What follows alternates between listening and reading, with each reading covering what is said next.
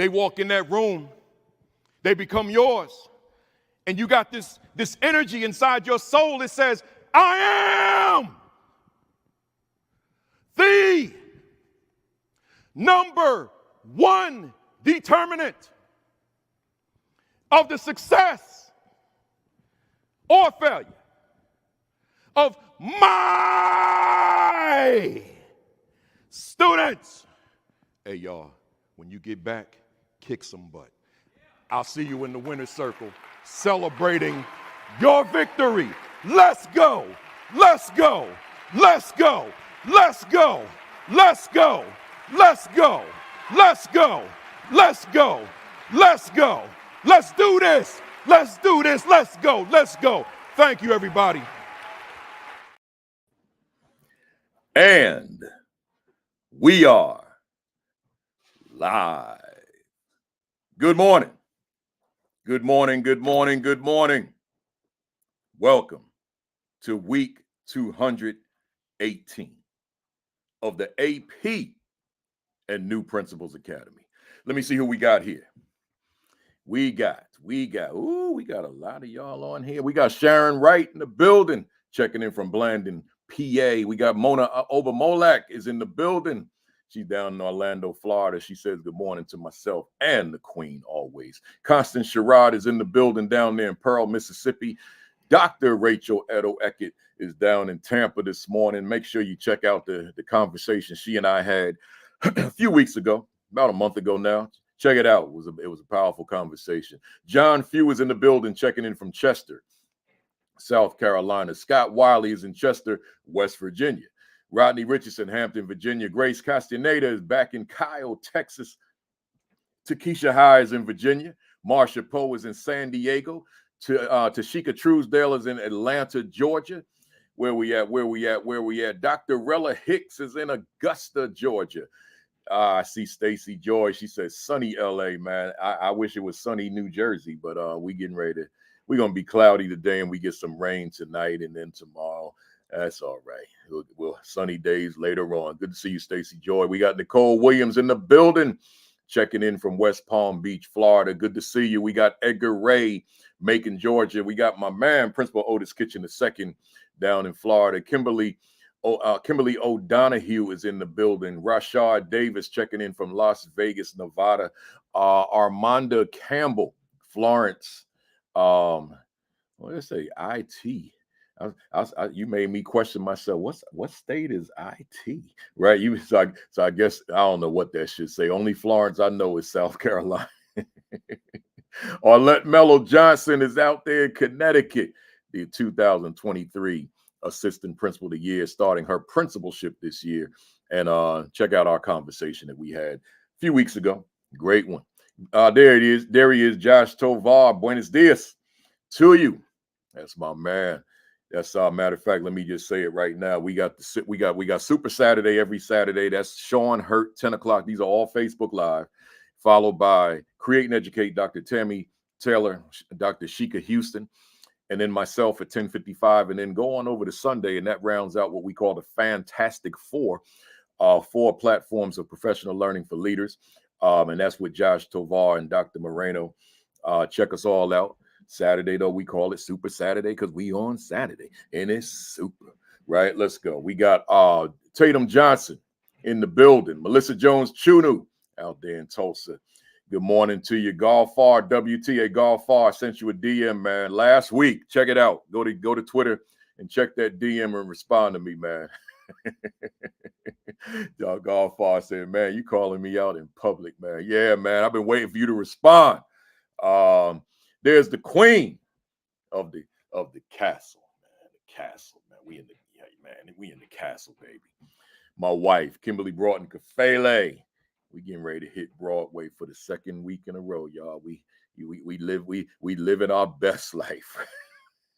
The next Saturday, Philadelphia. All roads lead to Philly. Frankie, Beverly, and Mays. The farewell tour. We gonna be rocking all white, but we'll talk about that later on. I got my white pants, my white shirt, my white sneakers. Now I just got to get my white hat, man, and then we gonna be good, man. We gonna be good. That's next Saturday. Philly. All roads lead to Philly, July 6th. Here we go. We got Nolene Martin in the building in Texas. We got September Devon Vance Daniels in the building. Where we at? Dr. Sheikah Houston is in the building, man. She been running around here like a rock star, man, doing all these presentations all over the place, man. Man, Sheikah Houston taking care of business these days. Asia Burnett is from Jersey. I should end it right there. We got the Jersey in the building. Let me get a couple more in here. We got Dr. Demetrius Scott. Hunter Flesh is in the building out in Iowa. There's Sean Hurt up there in Detroit. Let me tell y'all something.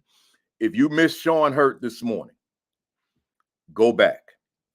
Go to his page, Sean Hurt, and he's talking about when you hire the wrong person or promote the wrong person, the consequences that accompany that decision. Once again, when you hire the wrong person or you promote the wrong person, the consequences that accompany those decisions. You might want to go back, not just today, because he's been doing this for multiple weeks. I think this was week 3, right? So check that out.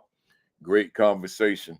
And then when I do my monologue in a minute, I had to borrow something from Dr. Sheikah Houston and Dr. Tammy Taylor, because they said something that was consistent with my monologue. So I said, well, let me just add what they said to mine. So we're gonna get to it. Let me wrap this up, y'all. We got Monifa Neely in the building.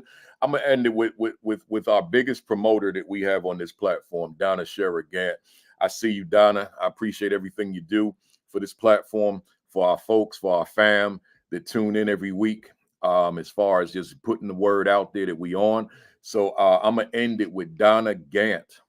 And I'll see you in Houston at the Black Educators Rock Conference, by the way. But with that said, everybody, I'm going to end it right there. And I'm going to say formally to everybody now, good morning. Greetings.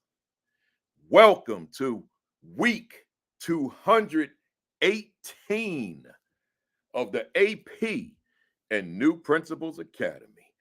Man, y'all know, after it's been like what, a month or two now, and I keep telling y'all I can't let you know how on fire that I am, because I just can't bring myself to calling Apple, man.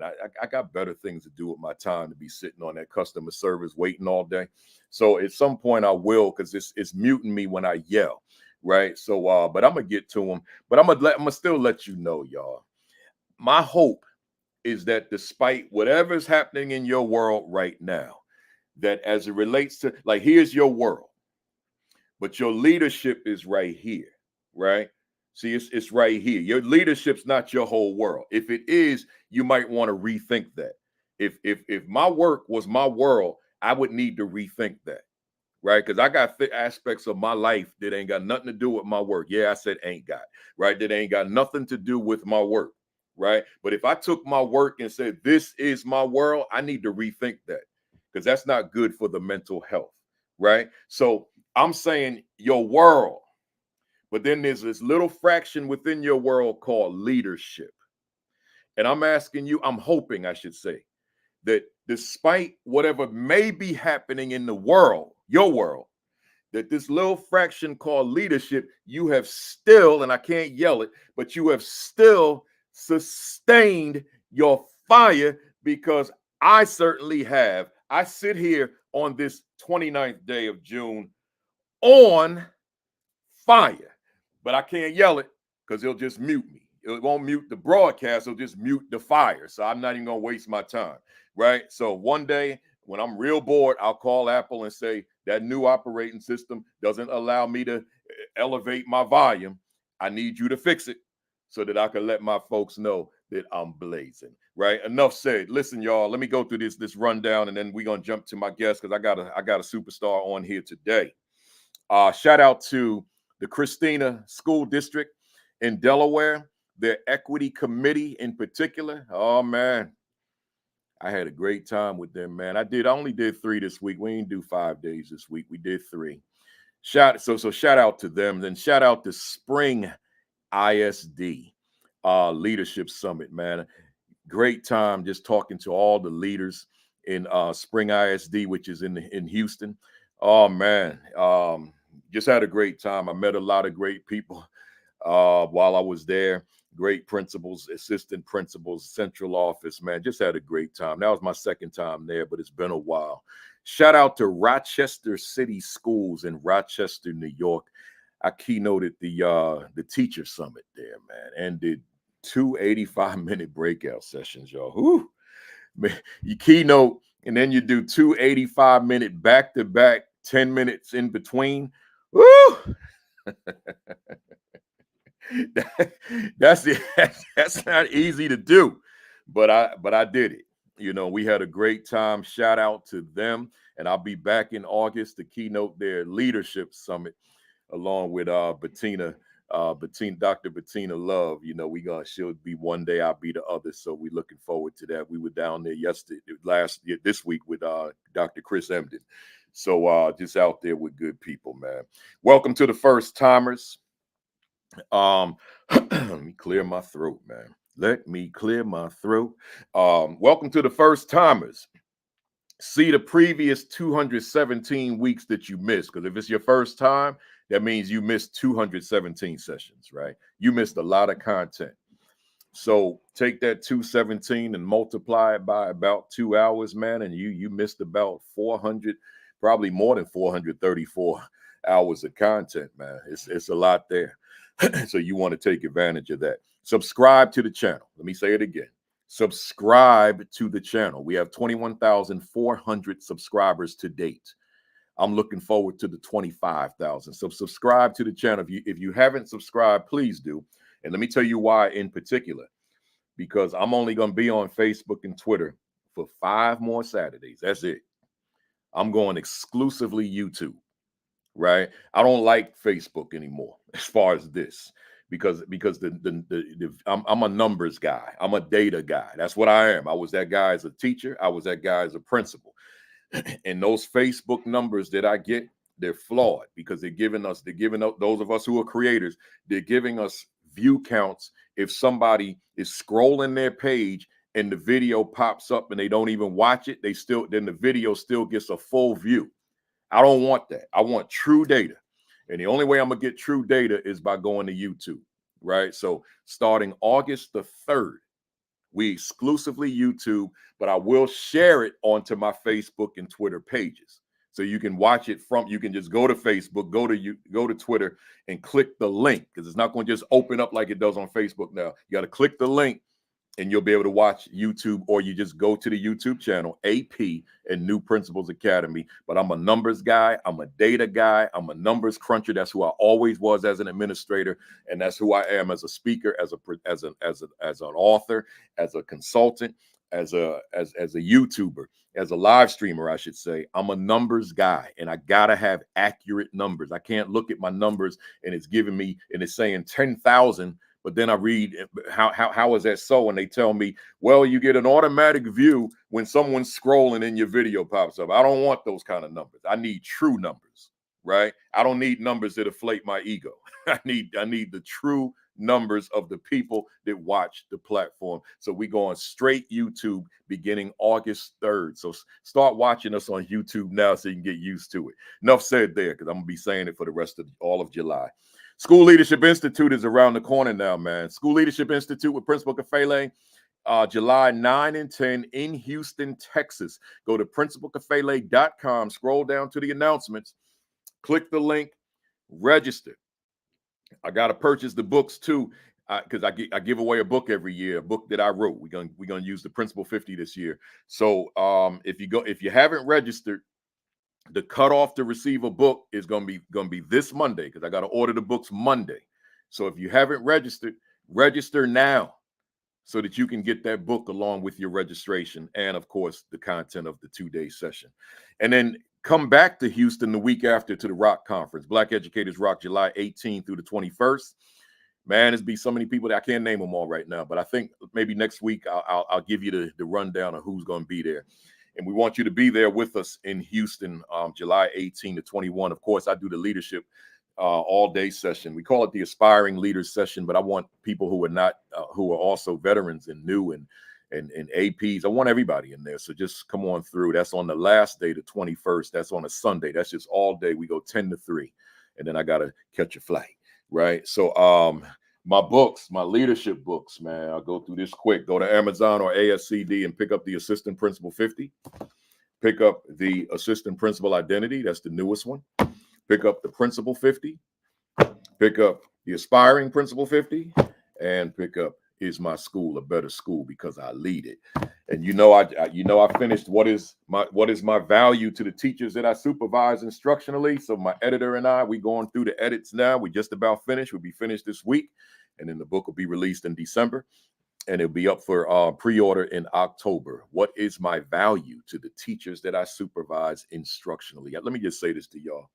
There should be, I said it last week, I'm going to say it again. There should be no grad school program for educational administration anywhere in America that doesn't have this book as required reading. When you get your hands on it, I think you'll agree. You'll say, wow. My editor said, oh my God, this is the best book you ever wrote. This is like where you coming up with this stuff? I said, I don't know. Because every time I finish a book, I've written 15 now. Every time I finish a book, I think I'm done. I think I've depleted my brain of everything I got. And then all of a sudden, I got a whole nother 50,000 words for a new book. So, God is good, as they say, all the time. Right. So be sure to like and follow the AP and New Principals Academy Facebook page as well. I ain't been doing nothing with it lately, but in September, I'll be back on it. Right now, with this summer schedule that I'm on, y'all know it's a little rough right now. Hey, y'all, my monologue real quick, and then I want to bring up my guests. My monologue initially was, I want you to project. When they think of you, who will they think of? That was the title. And let me just go through it real quick, but we'll do the quick version. When your students are long gone, they graduated. Some of you may have seen the post I wrote because it had a lot of traffic. One of the fam here went to his doctor's office in Missouri this week, and they got to talking about education. Him and the doctor, young doctor. So as they started talking education, the doctor said the biggest influence or effect on his life was his principal. So he told the patient, who's part of our fam, he said he was from New Jersey. So the fam member, he only knows one principal in New Jersey, and that's me. So he said, "Who's your principal?" And the guy said, "Kafele." So my former student is a doctor in Missouri. So then the young man, he says, "Man, your influence is all over the place, So I'm saying that to say this: it warmed my soul to hear that, right? And the young man said the doctor said to tell me hello, but it warmed my soul to hear that. But I'm asking you the question: when your students are long gone from you, and I'm not talking about who you were as a teacher right now. I'm talking about who you are or who you will become as a principal or an AP. 10 years from now, 20 years from now, 30 years from now, what will be their recollection of you? That's the question. Will it be a recollection? Oh man, he used to suspend me all the time. Will it be a recollection? Oh, I was scared of him or her. Will it be a recollection? I really didn't know him. I really didn't know her. I really didn't see her. I really didn't see him. I saw my teacher. I don't really know much about who the principal was. What will be their recollection of you? I know that the things you do within your leadership are not necessarily direct to the student, so the student wouldn't see all that you do. Like when you buy X, Y, and Z for the school, they're not thinking principal. They just see that they have the resource. But I'm saying that direct relationship, man. What will be their recollection of you? That's the question that's being asked. But then I listened to Tammy and Sheikah this morning, and they were having a conversation which was consistent. And I want to just throw it at you. Go back and listen to them.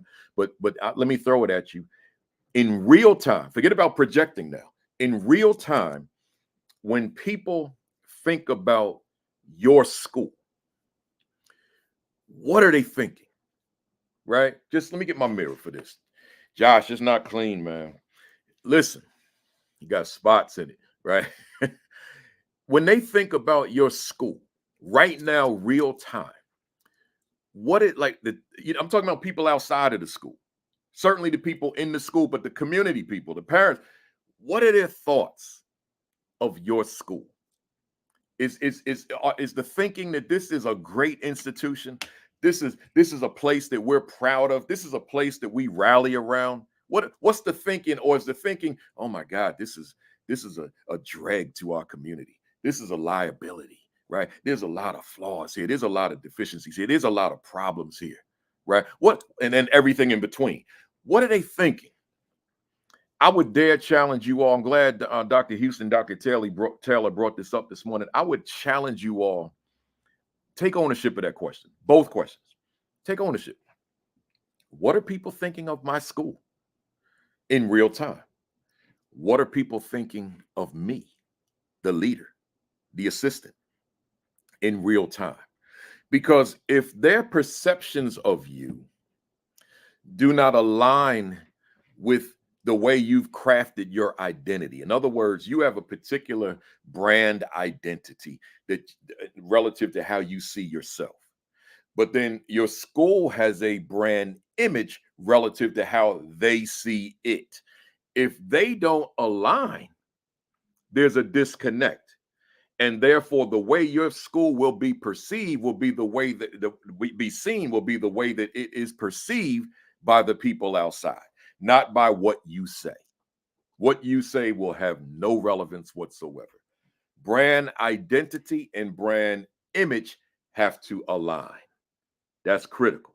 So therefore, what they're perceiving you to be matters. You can't take the position, I don't care what they say. I know what I am. I know who we are. No, you can't take that position. You got to take the position, what they say matters to me. What they say matters to my growth and development. I have to take their thoughts into consideration. Enough said. Enough said. Let's go. I got a guest here today, man. We got a lot to talk about. Do me a favor, Baruti. Throw me that book that's on the couch right there. Yeah, thank you. On the arm. Let me get my guest up here, man. We got a big time guest.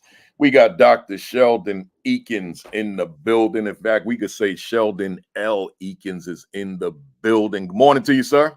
Good morning, Baruti. Hey, listen, I'm so honored to be here. Thank you so much for it. I'm glad you're here, man. And like I told you off mic, you should have been here a long time ago. But we got the bottom line is we got you here, right? Hey, folks, for those of you that don't know Dr. Eakins and Doc, I didn't tell you offline. Any of my guests that come on, you may have heard me say this if you tuned in sometime. Any of my guests with a doctorate, I got to call you doctor online. Even though I know you as Sheldon, I got to call you doctor. And let me give you the thinking behind that. In any space, there's always going to be somebody that started working on a doctorate, but life got in the way and they kind of put it to the side and they never went back to it, or they were contemplating starting the process, but they never started the process. So I use this platform to say to you throughout the next, whatever long we're going to be on it, say, Dr. Eakins, Dr. Eakins, Dr. Eakins, to get them thinking, man, I'm supposed to be Dr. So-and-so too. Let me get back to this thing. So that's my rationale for doing that. Let me read the bio. Dr. Eakins sent me the shortest bio y'all ever going to hear. So we're going to go right to it. He got a long bio, but he sent me the short version. Sheldon L. Eakins, PhD, is the principal of Pathways in Education, Arizona, an alternative high school. He is also the founder of the Leading Equity Center. Dr. Eakins is the host of the Art of Advocacy live stream and Leading Equity podcast. Furthermore, Dr. Eakins is the author of Leading Equity, Becoming an Advocate for All Students. With over 15 years in education, he has served as a teacher, principal, adjunct professor, and director of special education. And that's all he sent me. That's all y'all need, right? The rest of it, you're going to hear who he is as we have this conversation. Doc, let's jump into it.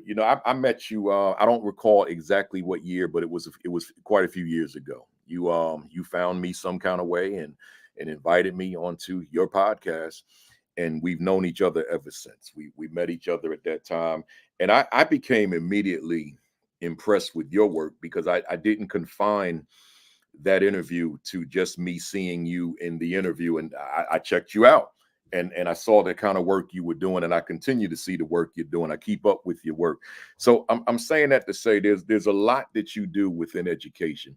But if we could take your life and confine it to education for a second, who is Dr. Sheldon L. Eakins as an educator? As an educator. So one of the things, and I know we hear this a lot, but I'm a stickler for relationship building. And any past students, former staff, any of those kind of things will tell you that one of the things that I've always tried to do is try to develop a relationship, an individual relationship with whoever I'm interacting with. So as an educator, that's the first piece. It's very important for me to develop that relationship, because with that comes respect, with that comes appreciation, with that comes some sort of understanding that I'm there for you. Okay. It's not for a paycheck. It's just something that, I have a wealth of knowledge. I have experience. There's things that I'm passionate about, and I want to share with you just as much as I want to learn from you. So in a nutshell, I'm a relationship builder, relationship strategist, if you will. I think one of the things that's been really helpful for me as a podcaster myself is those one-on-one conversations. Yeah. Outside of the lights and cameras and things like that, we were talking before we started live streaming. Like, I'm very introverted.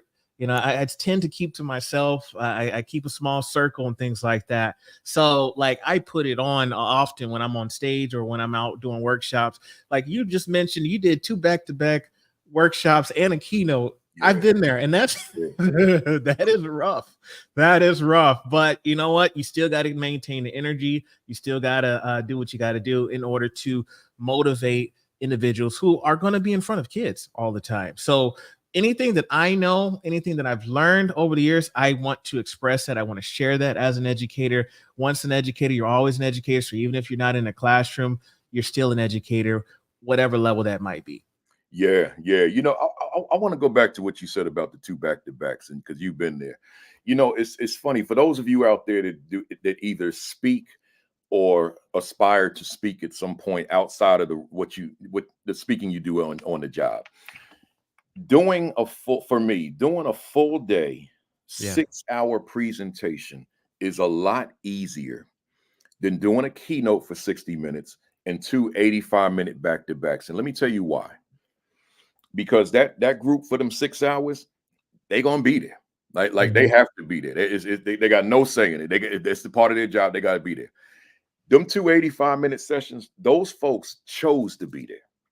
And they may not know who you are, but it was something about the topic that they said, I want to be in there. So now that means you got to be up here for them, because they made a conscious decision. That wasn't their boss saying you got to be in that room. They made a conscious decision. So you did the 85 minutes, you're wiped out. And now here they come. They at the door getting ready to come in. You got to stay up here for that group because they made a decision to hear you. You can't have somebody who made a decision to hear you and then you bring it down because you're tired, right? Yeah. The other piece to the 85s, right? 285, you're talking 2 different things, right? Yeah. You're not doing, unless you're doing back-to-back same session, which is rare, right?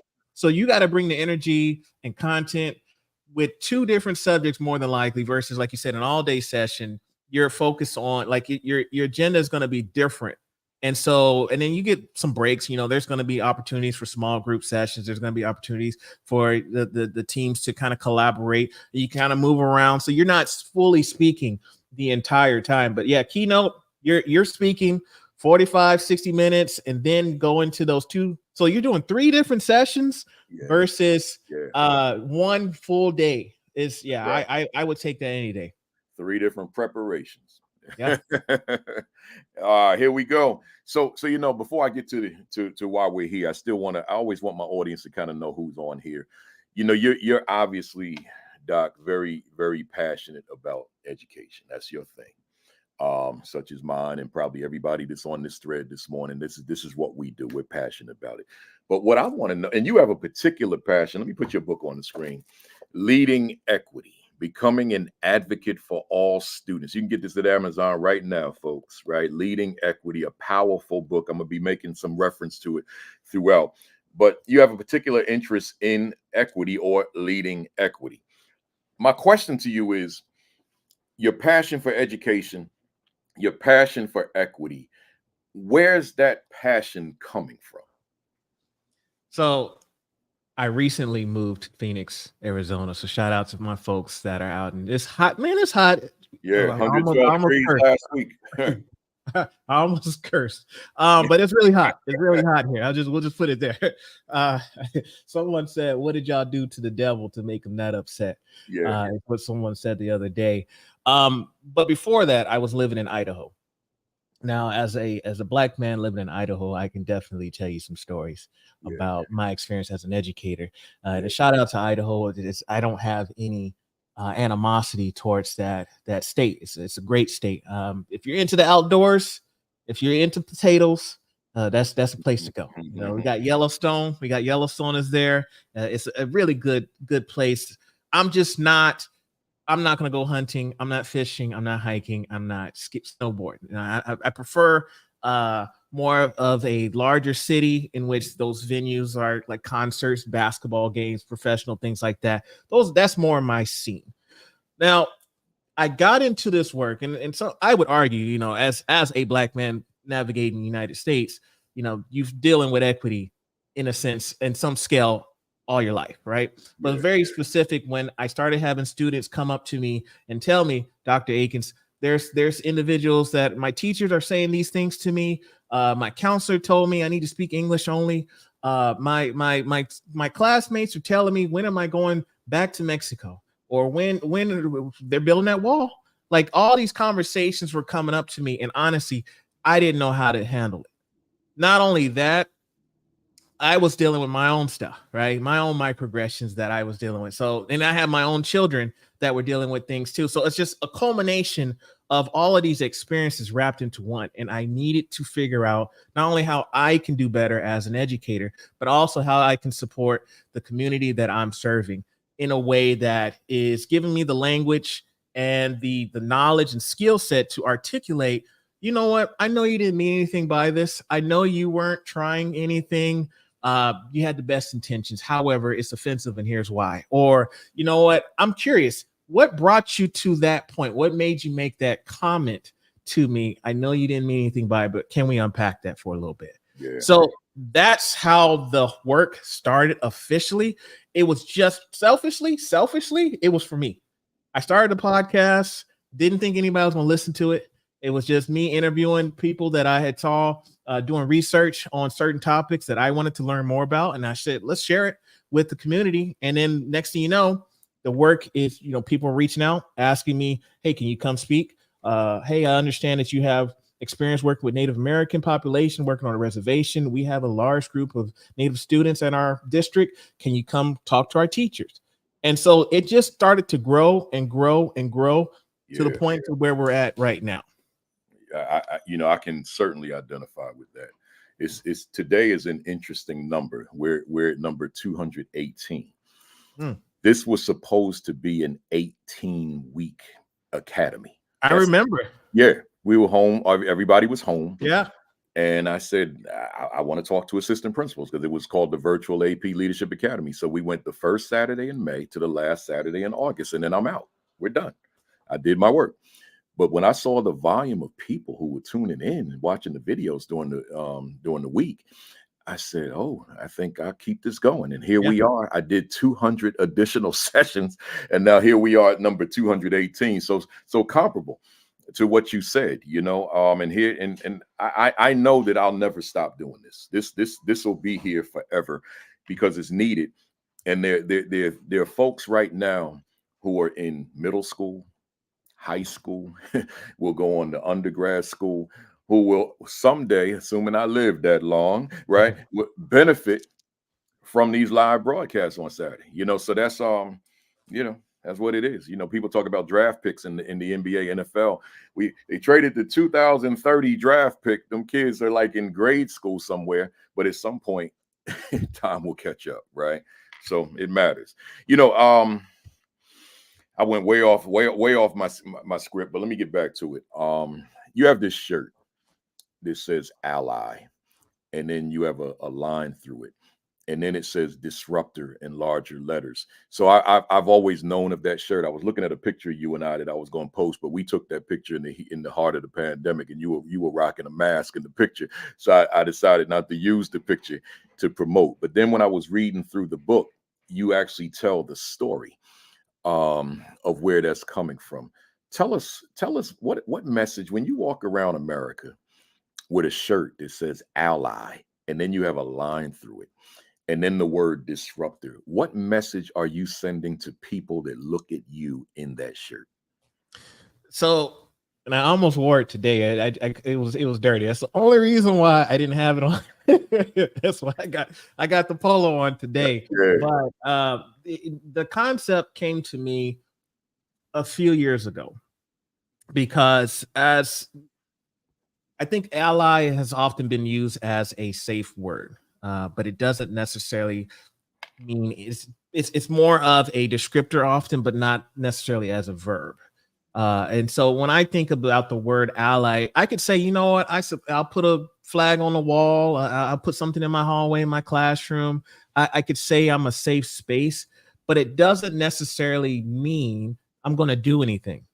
So if you are part of a historically marginalized community, or you're not part of what we call the mainstream or traditional population, whatever words we want to utilize, and you come to me and say, I'm having this issue. Here's some of the things that I'm experiencing. And so I say, okay, I'll listen to you. And, you can be a vent. I'll feel free to express yourself and communicate. But it doesn't necessarily mean, even if I'm in a position of power where I can make some change, doesn't necessarily mean that I'm going to actually do anything about it. So I said, rather than saying I'm an ally, no, I'm a disruptor. Years ago, and I talk about it in the book, years ago, I was student teaching.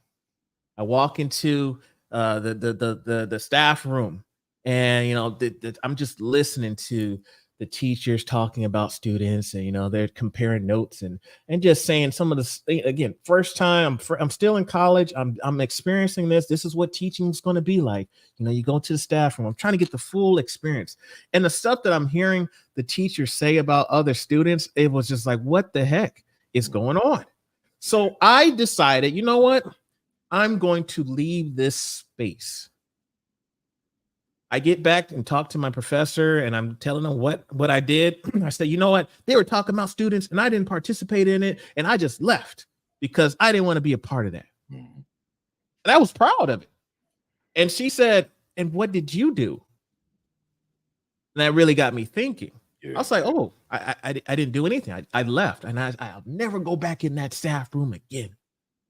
And she said, but that was a moment, that was an opportunity for you to say something. So I could say I'm an ally and say, you know what, I'm not going to make fun of I'm not going to participate in these jokes. I'm not going to participate in these conversations. I'm going to just remove myself. But I had an opportunity to say, you know what, I'm a student teacher right now, and I'm a little disappointed in what I'm hearing.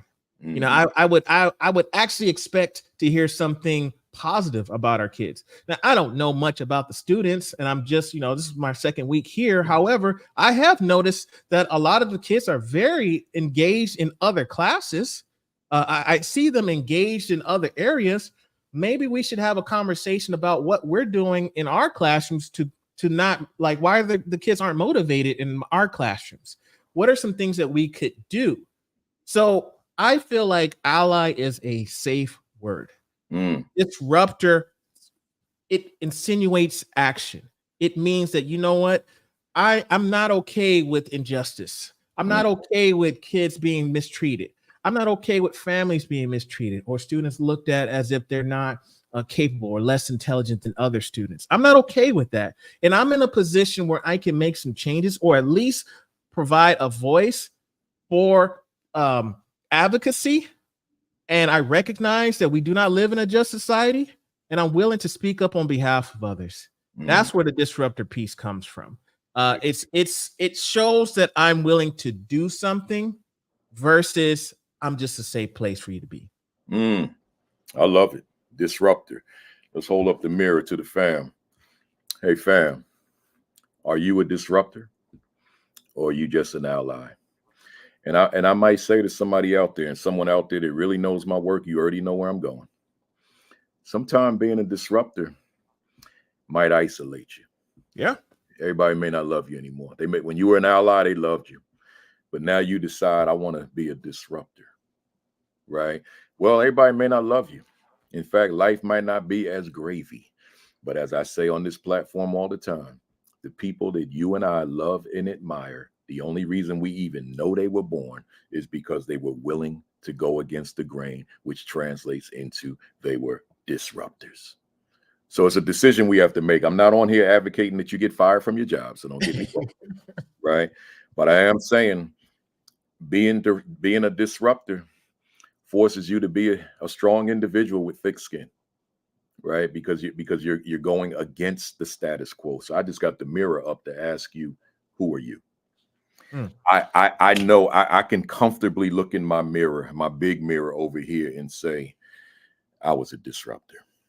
I can comfortably, with zero hesitation, right? So good stuff. You know, Doc, you were out here in these speaker streets for a minute, and you made a decision that I've wanted to make for a long time, but I'm just so accustomed to looking at the boss in my mirror. And that's really the singular reason that I haven't gone back to either a principalship or a superintendency. I just got to, 13 years, I just got accustomed to this lifestyle in terms of just being the boss. But here's the thing. Being away from it for 13 years, I learned so much about the principalship as a consultant that I don't know that I had fully grasped when I was in it as a principal. I feel like a walking principal encyclopedia now. I was a practitioner. They tell me I was good at what I did, but I just feel like I know so much more now because I was able to come out of it and look at it, if that makes sense to the fam out there. I was able to see, I was in it. Sometimes when you in something, you can't see it because you in it. So when I came out of it and started looking at it and speaking to it as a speaker and as a consultant, I started seeing it through a different lens, and I gained so much knowledge, right? So my question to you, Doc, you've been away from it for a little while, and you've been doing you've been consulting, but in order for you to consult, you were studying, and I have to assume that you started seeing education in a way that you didn't necessarily always see it when you were in it. So my question to you then is, what have you learned since your last time you were administrator, going into now? You started the new position. What is it that you give us an example of what you know now that you may not have known when you were in it back then, as a result of the work you were doing as a consultant? Man, that's you got me thinking about that one because okay, all right, just so I was a school principal. Let's see, about 7 years ago, maybe 8 years ago was when I was when I left, went into consulting, did some district stuff, special ed, things like that. Back then, 8 years ago, I think I was younger. I was not I had not read as much, and I had a lot of learning to do. Now, sure, I had my master's in ed leadership, so of course, theory was there. So I understood a lot of those kind of things. But I honestly, before my first time being a principal, I was not as familiar with culturally responsive teaching. I knew about the importance of making sure that the content was relevant and to students, but I didn't have a name attached to it. So I think now, as an educator, as a school leader, I think I have more understanding, more foundational understanding of what certain terms mean, in addition to the experiences that I've had in the past, where honestly, I made mistakes in the past, just trying to figure some things out. I could tell you some stories, and then now I'm at a place where it's like, okay, I've written books, I have published certain things. I've had, 300 plus episodes of my podcast in which I've learned so much now that I can actually apply it as my next time around as a school administrator. The thing about it is, I wasn't looking necessarily to go back into schools. It was a conversation that sparked into more conversations that kind of brought me to a place where, what, I think I'm at a place in life where I do want to get impact of a school, because you know how it is. Yep. Sometimes we're in and out, right? We go to a venue, we do our thing, and we connect. However, I like the idea of staying in a community, changing the structure, maybe some of the systems that are in place, looking at a place to where we can develop a community where there's a sense of belonging amongst the staff and the students and the families that are represented there in the community. Those are things that I wanted to establish. And I feel like I have the tools and resources to be able to do that now. I don't know if I would have been able to do those things 8 years ago. I think we develop a lot of confidence. We develop a lot of understanding over time, but we have to know what we're looking for. And at the time, I got my leadership license and certificate. Like, I got that thinking, that's next, right? You teacher, AP, principal, like, you just go up the chain, not thinking necessarily that there's some other logistics that I wouldn't know about. So I definitely think I'm more mature at this point. I have a lot of more terminology and understanding. And I think now I realize more the power that a school leader has. I say this a lot. The school leader is the chief diversity, equity, and inclusion, belonging, just social, just whatever letters you want to throw in there. That's you, right? Because we have access to the allocation of funds. We can often have pull and clout when it comes to what professional development comes in, who we're hiring in. We can be very intentional with our efforts. Sometimes we believe that, I need to have a designated position that's DEI related in order to get that work done. No, as a school leader, it's our job. We're the chief of that position. And so where we put our focus on, where we put our intentions is very important. Those are some things that I've learned since my first time go around as a school leader. Yeah, I love it. It's I think about, just in working with leaders and the things I present, I say, man, there's a lot of things I talk about, just from my research, through my interactions with people, what I've read. And I said, man, if I had known these things back then, some of the things they couldn't even be conceptualized, because as life just proceeds, ideas come about, concepts come about. But I know so much more now than I did then. But I just don't know at my age that I want to go back into being that principal. But you never know. You never know. You But never know. yeah. I wasn't looking for it, man. It just, again, I worked with it. I did some workshops and training with a previous organization, and then we've always kept in touch. And like I said, one conversation led to another. But I'm very thankful to be back in that seat again, with the additional knowledge and experience that I have right now. I mean, I've worked with school leaders. I've talked to school leaders. I've trained assistant principals and inspiring folks. And so I've asked questions, and I've been able to share that knowledge. And so now I'm back at the helm. And so I'm able to put that knowledge and information to support our community that I'm serving now. I love it. I love it. I got to put this comment up because it warms my soul. This is obviously not a real name, so I won't know who it is, but I know it was one of my formers by what I see.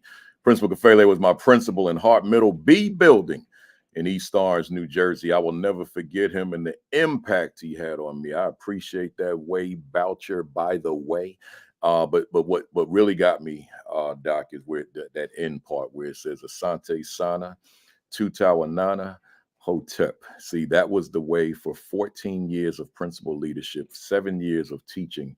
That was the way I closed the day.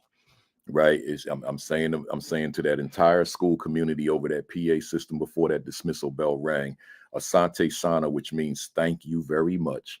Tutawanana, which means until tomorrow. Hotep, which means peace. And those were my final words. They heard nothing else that came after that. Once I said that, I put the mic down, right? So a lot of young people who are now in their 30s, their 40s, and even early 50s, they'll still say that to me from all them years that I was with them, because it stayed with them, because they're hearing it 180 days. You know, that was the closeout. Asante Sana, Tutawanana, Hotep, right? And it was something I've made up. It's not like, because those are different languages, right? I mean, they're real words, but they're different languages, and I just strung them together to make it make sense, you know. So yeah. You know, like a good friend of mine in Newark says, Bashir Akinyele, it's not a better word that we could say to young people than peace, right? And we just use an African word, ancient Egyptian Kemet, Hotep. Good stuff. I appreciate you. You made my day. You know, you sent me some talking points. And let me just remind the fam out there, the topic today: what is the experience of being a student under your leadership? What is the experience of being a student under your leadership? And, you know, I spent a lot of time talking about that, and I'm going to talk a little bit about it here, but you gave me these talking points, and I want the fam to hear what you have to say relative to these comments. So let me put these up put one of them up on the screen. You said sense of belonging refers to the extent to which students feel personally accepted, included, and supported at school. And you got that from Goodnow and Grady. What are you telling us when you say that to us? So I'm in the process of writing book number 2, and that book is entitled "Don't Bring Boxed Macaroni to the Potluck." And the reason why I named it that, I mean, think about your traditional potluck. You show up, everybody brings in their best dish, right? And depending on which kind of potluck you're going to, like there's reputations on the line with what you're bringing in to that potluck. So me personally, I'm not the best cook. So I was always, whenever we talk about bringing potluck, you know, I say I bring it in the plates. I got you on the cups and the utensils. I got you, right? Because I know I'm not going to shine the way like some of my colleagues are going to be able to shine. I'm not going to be able to do it the same way that other people are able to do it, right?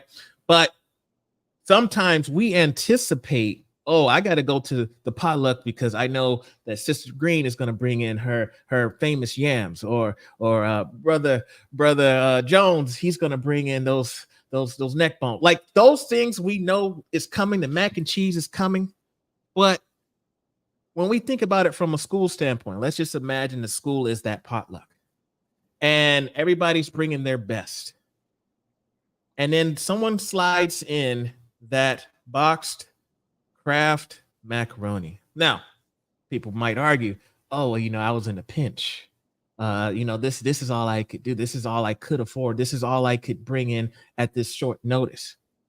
Well, if we aren't intentional with our efforts, with creating a sense of belonging in our schools, where all our students feel accepted, supported, and included within that community, it's almost as if we're bringing in boxed macaroni to the potluck.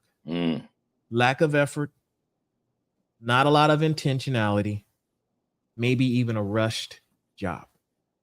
So when I think about what it means to experience school, a lot of times school at the minimum should be just safety. Like we can go into Maslow, we can go into that, but at the minimum, a student should feel as if they are accepted, supported, and included. If not, they cannot have a sense of belonging. And so when I found this work from Goodnow and Grady, 1993, it's crazy how a lot of research, a lot of information that comes out is still relevant today. Right? It's 30 years ago, yet that makes so much sense. I think so much we spend so much time on semantics. Oh, equity. Oh, this or that. And all these terms come up and they trigger words for a lot of folks. I think at the end of the day, we can all agree that as educators, as school leaders, we want the best for our students, and we should know that, yeah, academics are important, but do we really think a student can perform at their best if they feel isolated and ostracized throughout their classroom, throughout the hallways, and they have no friends? Are they dealing with stuff at home, or are they dealing with teachers that feel that they hate them? No, they're not going to perform their best. That's right. So we should be striving to make sure that those kids feel accepted, supported, and included. So that's what we mean by that. So let's stay there. So here you are, leader, in your second school, past leader, and then we got this leadership audience. The folks in here who are the regulars, they know where I stand as it relates to instructional leadership, instructional coaching, relative to that administrator teacher collegial relationship. Everybody knows that. That's what the new book is about. This coming out in December. But here's my question to you. I'm leader of a school. I'm on the call right now. I'm part of the fam out there. Or I'm assistant principal. I'm one of the fam out here in the assistant principal capacity. And that student that doesn't feel that he or she belongs in the school, in the classroom, that student that doesn't feel that he or she is welcome in that space, or that student that doesn't feel that he or she matters while in that space. As a principal, what might I do, say, systems that I put in place to ensure, because I'm not the teacher, so I don't have the same access that the teacher does to the student directly. What might I say? What might I do? What type of systems might I put in place to increase the probability that every youngster that walks in that school does in fact feel that I belong in this space? What are your thoughts? First of all, you will never know any of that unless you ask. You know how many times I've talked to teachers, I've talked to principals, and tell you, oh no, we don't have any issues at our school. You know, that's just national news. That's not here. Not us. Not at all. The kids are great. They are experiencing everything.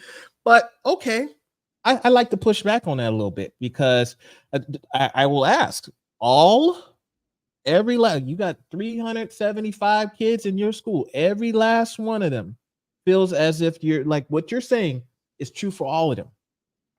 And then the next, and if they still say, you know, they're still confident in saying yes, then I say, well, how do you know? Because if I pull one of your kids right now and ask them these questions, do I feel as if my principal loves me and knows my name? What are they going to say? So that's the first part, is we have to ask those questions. Now, I always recommend, you know, if you can ask it maybe in an anonymous way, or if you provided a space in which students feel like you have invited kids to interact with you in that capacity, if you develop that type of relationship, then students will be willing to share that information. But you have to ask them first. A couple things that can be done that I would say are arguably rather simple, but they're effective strategies to help promote or create that sense of belonging. Is one, creating those affinity spaces. Okay, opportunities. I mean, I was just working with a school on the East Coast, and they have a group of Muslim students that had nowhere to pray, and so just a simple thing as creating a prayer room. So they had a prayer room, but it was so difficult, and there were so many barriers for students to get there. The door was always locked. So they had to pass through a classroom to get the key from the teacher that had the access to the key. Then they had to go back into go out of that classroom. Again, teachers teaching in the middle of class, so they got to go in there, get the key, then go in there. And then the room was messed up. It was dirty. It was dark in there. It looked like a janitor's closet. And so that was the allocated space for their prayer room. And so part of what I was doing working with the school was I was working with the students, and we were coming up with, okay, this would help make our experience better as students. So I like to work with students and say, okay, what's going on? How is school for you? What if money wasn't an issue, resources, whatever it might be, what would you need in order to have that sense of belonging? And that was one of the comments that came up. We need a space, an allocated space for us to pray. Okay, let's give some strategies because principals are busy, and we want to not only bring this to their attention, but we also want to present some solutions for them. And so that was what we did. Put a whole PowerPoint together. Here's what our current prayer room looks like. Here's some strategies for us. Maybe we could think about a key code. Maybe we can think about having the key in a different location so that we do not have to interrupt a teacher in order to get that the access to the key. So just those simple things. So that's just one example of what an affinity space could look like. There's other areas. I mean, we have chess clubs, we have gamers clubs, we have all these, sports. We have all these different quote unquote affinity groups. But for some reason, when it comes to culturally based, when it comes to racially based affinity groups, oh, that's segregation. That's why are we see? That's the problem. We're segregating our kids. But we had no problem with the chess club. No problem with that. That's totally fine. That's acceptable. Well, what about the other kids that aren't interested in playing chess? That doesn't seem to be an issue. So that's the first thing. You froze. I hope you come back. If you refresh, and if you have to if you can hear me, go out and come back in.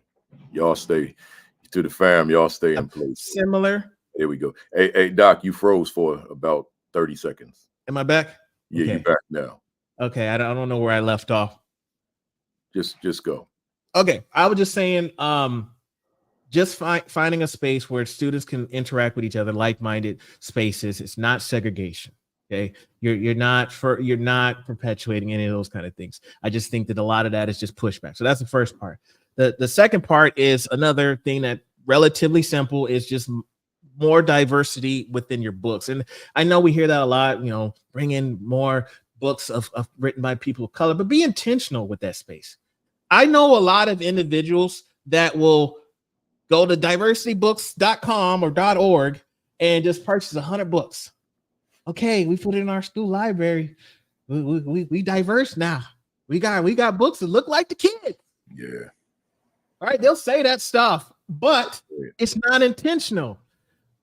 Okay, well, let's look at some of those books. Okay, are all of the books written by people of color? Are they all written from the struggle standpoint? Civil rights, or Dr. King book, or Rosa Parks book? Are the characters within the book? Are the parents? Do they have positions in which they require a college degree? What are they living in apartments? Are they living in large mansions? What are the backgrounds behind these students? Again, are the books just, okay, this book is about police brutality. This book is about this another social justice issue. Or are we celebrating Black joy? Are we celebrating the accomplishments, inventions, great things that are happening? Or are we only still putting it into a trying to get the same rights or equal rights as everybody else? If we do those two things, that's 2 steps that we can take. And of course, you have to read the book in order to get some additional strategies, but those are things that we can do. I mean, we got summer coming up. We can start planning. We can start thinking about what our next school year looks like. And again, if we just buy books just to say we bought books, but there's no intentionality behind it. If I sit there and I ask the librarian where are those books at, and there's the diversity section in the library. Okay, so they're over there. All our diverse books are here. And everything else is all over everywhere else. Like, it's like very, like, why are we doing it this way? We should be, our students should be able to see themselves daily and not just one section within our library. That's right. I got this thing I do. I'm glad you said that. I got this thing I do when I do an after school, it doesn't have to be after school. When I do a workshop or a presentation in a library, a school library, then I immediately go to the books and to see where are the Black authored books or the books with Black themes. And typically it's a small section. Mm-hmm. So I was in a library, and they had I think it was 2 school staffs in the room. So, and they had diversity issues, all that kind of stuff. So I go to the books and I say, let me see what they got in here. So I see this book that's dealing with Black scientists and inventors. Okay, cool. I said to the staff, tell me in unison, you all on the count of 3, who's responsible for the invention of these light bulbs in this library? 1, 2, 3. They all yelled out, Thomas Edison. I said, all right. Now I got a book here in my hand, and I looked in the book to make sure it had what I need, and it did. So I said, I'm here for one thing, but we're gonna deviate now, and we're gonna talk about one of these chapters in this book. And the chapter was about Lewis Latimer. So I began to read some of what was in there, and how Lewis Latimer, who was a product of 2 enslaved Africans who escaped but were caught in Massachusetts and sent back, but he stayed because he was born there. And now, ultimately, because I don't want to turn this into a history lesson, but ultimately he became a draftsman by studying other draftsmen. Thomas Edison got wind of him, offered him a job. And now when Thomas Edison in around 1881 comes up with this light bulb, it's not practical yet. It burns out quickly. It gets excessively hot. It's dangerous to produce. It's costly to produce. But Lewis Latimer, with his sharp scientific mind, and just to be clear with my fam out here, who was African American, for those that don't know, he says to Thomas Edison, I know what's wrong with this bulb. I can perfect this. I can make this thing work. And he goes on and inserts. He said, how? He said, let me insert this carbon thread filament, this wiring, and this should take care of all those issues. He went on and did it. And the light bulbs that we use today are the Lewis Latimer bulbs. So now I'm saying to this group of 2 schools of education staff, the information is right here in the library. But this book, I feel like I'm the first person that ever opened it. You know, you open a new hardcover book and all that cracking sound in the spine, right? So I said, I think I'm the only one that read this book. It opened this book up. So it's not, as you just said, it's not just ordering the book, but now let's see what's in the book. And we may find out that there's some mind-blowing information in there.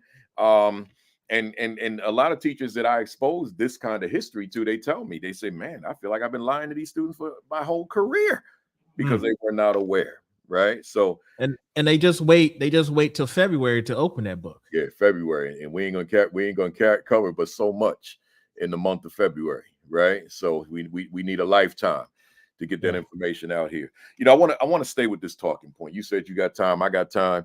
The show ain't till 8:00 tonight on Broadway, so we good. Hey, y'all, stay here, man. We got a lot to talk about here. You know, Dr. Eakins, let me be a student. I'm this shy student. I don't speak the lingo of the majority.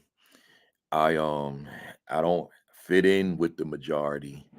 They don't want to be bothered with me because I'm not with them. I don't look like them. I don't speak like them. I don't dress like them. I don't have the hairstyles that they have. I have nothing that they have.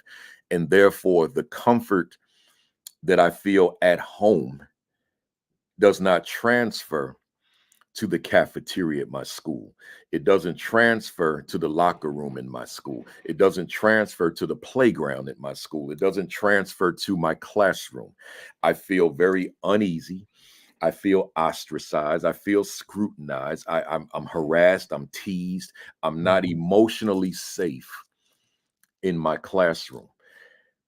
As someone who's an advocate for this sense of belonging, and just keep in mind, we got a leadership audience here, not the teacher audience. What do you say to our leaders watching right now, the fam watching right now? Because that kid I just described is in every one of y'all schools, bar none. All of y'all have that kid. What do you say to that? What do you say to our leaders toward in September or August when they go back to school, that this youngster can feel a lot more comfortable now because the principal is armed with certain information that they didn't have before this broadcast? One of the things, I'll give you an example. I started my position, this new position, as a school principal in April. So I'm relatively new back on the scene. Yeah. And so one of my missions from the jump was to introduce myself, let the students know who I am. So I went around to the various rooms, various areas. Hi, I'm Dr. Eakins. Hi, we go by first names. So I'm like, hi, I'm Sheldon. I'm the new principal. What's your name? I had a student, for example, that a few of our teachers had mentioned to me, Sheldon, can you go talk to this kid, because he's clearly not socially, I guess he's having some social challenges with interacting with some of the other students. Can you talk to this kid? So I'm one of those individuals that I understand from a student's perspective. When the principal comes to calls you out of the classroom, there's going to be some sort of hesitation. There's going to be maybe even some fear that's going to be invoked, especially if you have not created that relationship yet. Like, this is one of the first or second interactions that we've had, right? So I bring him into my office. I sit him down. I said, first of all, you're not in trouble. I just want to talk to you for a few moments. Him and I talked for about 15, maybe even 20 minutes before I even discussed what I had initially brought him in for. So I'm asking, where are you from? How's your family? How do you like the school? Like, I'm asking a lot of these background questions. Again, we talked about sense of belonging, but I won't know how a student really feels unless I've asked them. I've invited them to share with me, and they know that they can share with me without any repercussions. I'm not going to get offended. I'm not going to jump on them. I'm not going to start getting all defensive. Oh, well, you're just not giving school a chance. I'm not doing any of those things. I'm listening to them and validating their perspective, because their experience is their experience.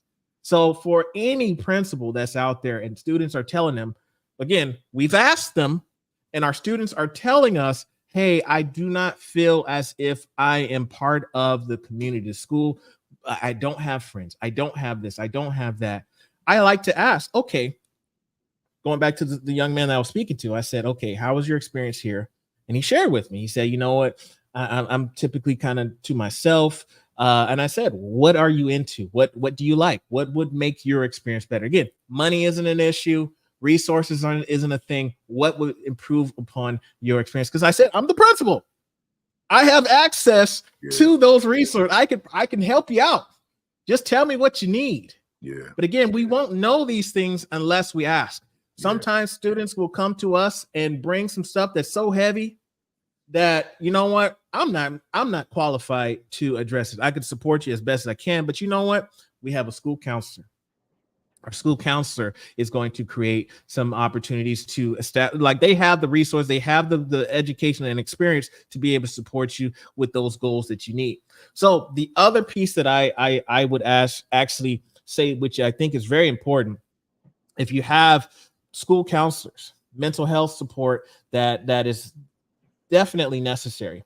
One of the things I had my counselor do was I said, we're going to do 15-minute school-wide social emotional learning oriented activities for your students. Okay. This is an opportunity for them to do some self-discovery. This is an opportunity for them to learn about each other and peer interactions, but you're going to facilitate this. I think those kind of things invite more students to participate, invite more students to be a part of the community. Now, again, our introverted folks like myself, that may not be as appealing. Maybe I don't want to share all of my emotions and my feelings and my deepest, darkest thoughts in front of the entire school, in front of my class, and those kind of things. So those small one-on-one sessions, those small group sessions are very important.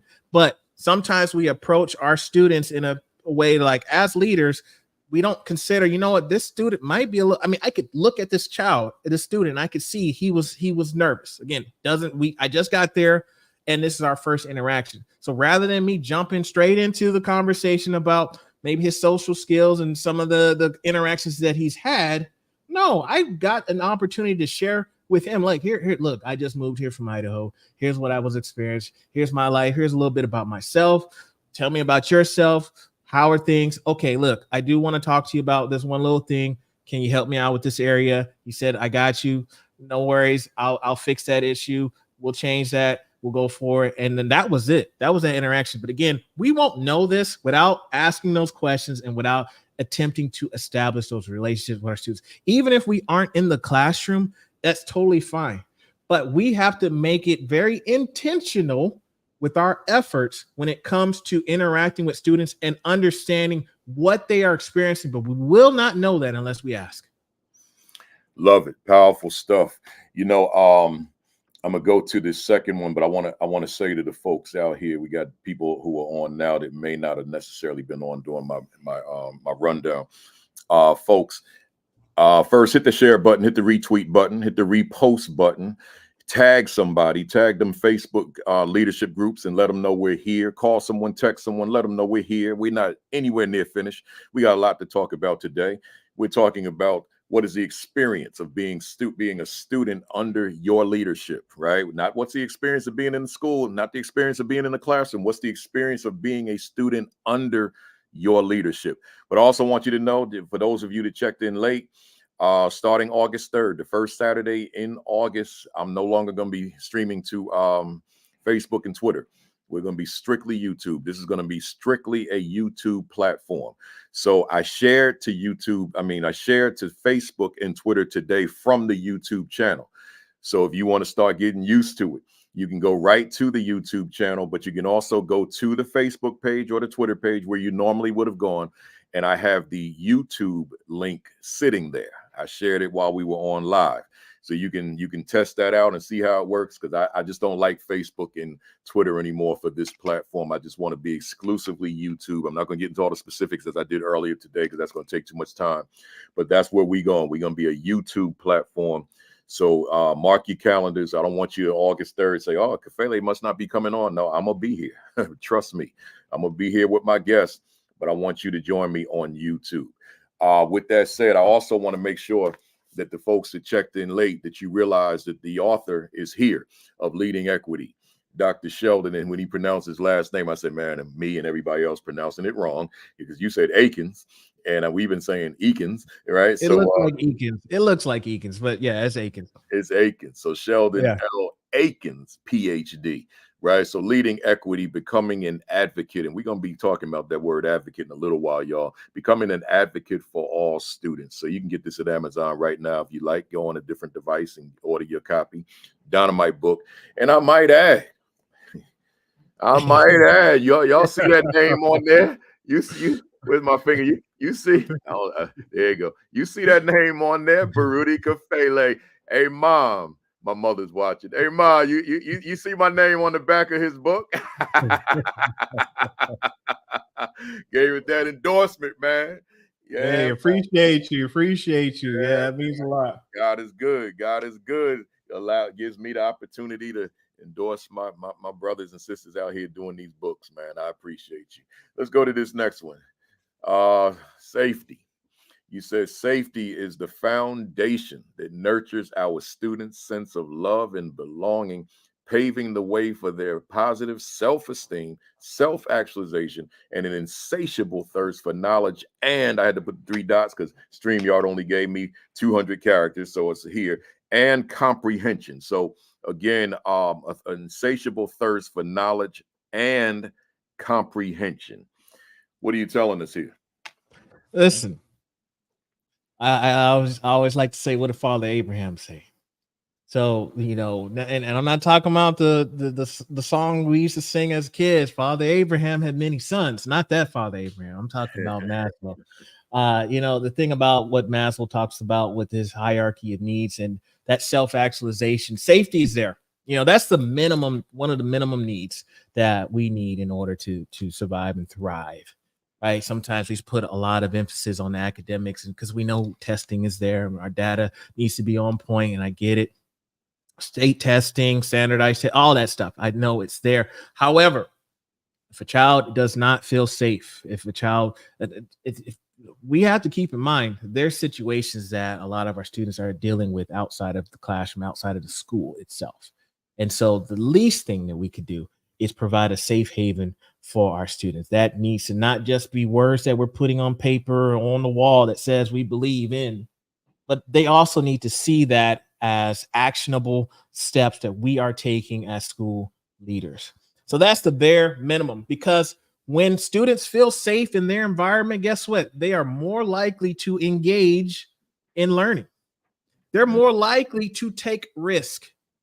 If I know that I can go up to my principal and I can ask them or tell them how I feel, and I know that I'm not going respectfully, and I know I'm not going to get any type of backlash or pushback or anything that's going to make me again feel uncomfortable or regret me asking those questions or making those comments, then yeah, I'm going to more than likely hear the like what my students are feeling when they experience school. So they have to feel safe. And not only that, our students are going to be more likely to engage in within their own learning when we provide a space for students to critically think, to be able to express themselves and not have to tiptoe and go through all these norms, but they can legitimately be themselves. How many times have you, I mean, I'm sure Principal Kafeli, you've been invited to some of your students' events, recitals and activities and things like that, and you watch them within their element, Yeah. in their space. Yeah. And then it's like, man, that looks a lot different. Or I didn't know this child does these things because at school they act a certain way. Well, are they acting a certain way in school because they are forced to act that way? Yeah. Or are they acting a certain way because they feel comfortable, they feel safe to express themselves, to express their identity, to dress the way they want to dress, to be able to interact the way they want to be able to interact? That is where that engagement is going to increase. When students feel safe, when they feel more comfortable, they're more likely to do their best in those type of environments. Your comments hit home because although we're talking about young people in pre-K to 12, I'm thinking about 63-year-old me as you speak. I'm not, and I'm, as a presenter, you can relate to this. I am not the same person on every platform. And when I say platform, folks, I'm not talking about social media. I'm talking about stage. I'm not the same person on every stage. I feel safer amongst different audiences than I do others. Right. When I go into a room and it's all love, way before I start speaking, like as soon as I walk in, it's all love. Everybody's coming to the table. People walking over there with their books. They want that selfie. My keynote going to be out of it. I'm gonna knock it out the park. It's going to be a Josh Gibson grand slam. Yes. But then I go the next day, same topic, but ain't nobody say hello.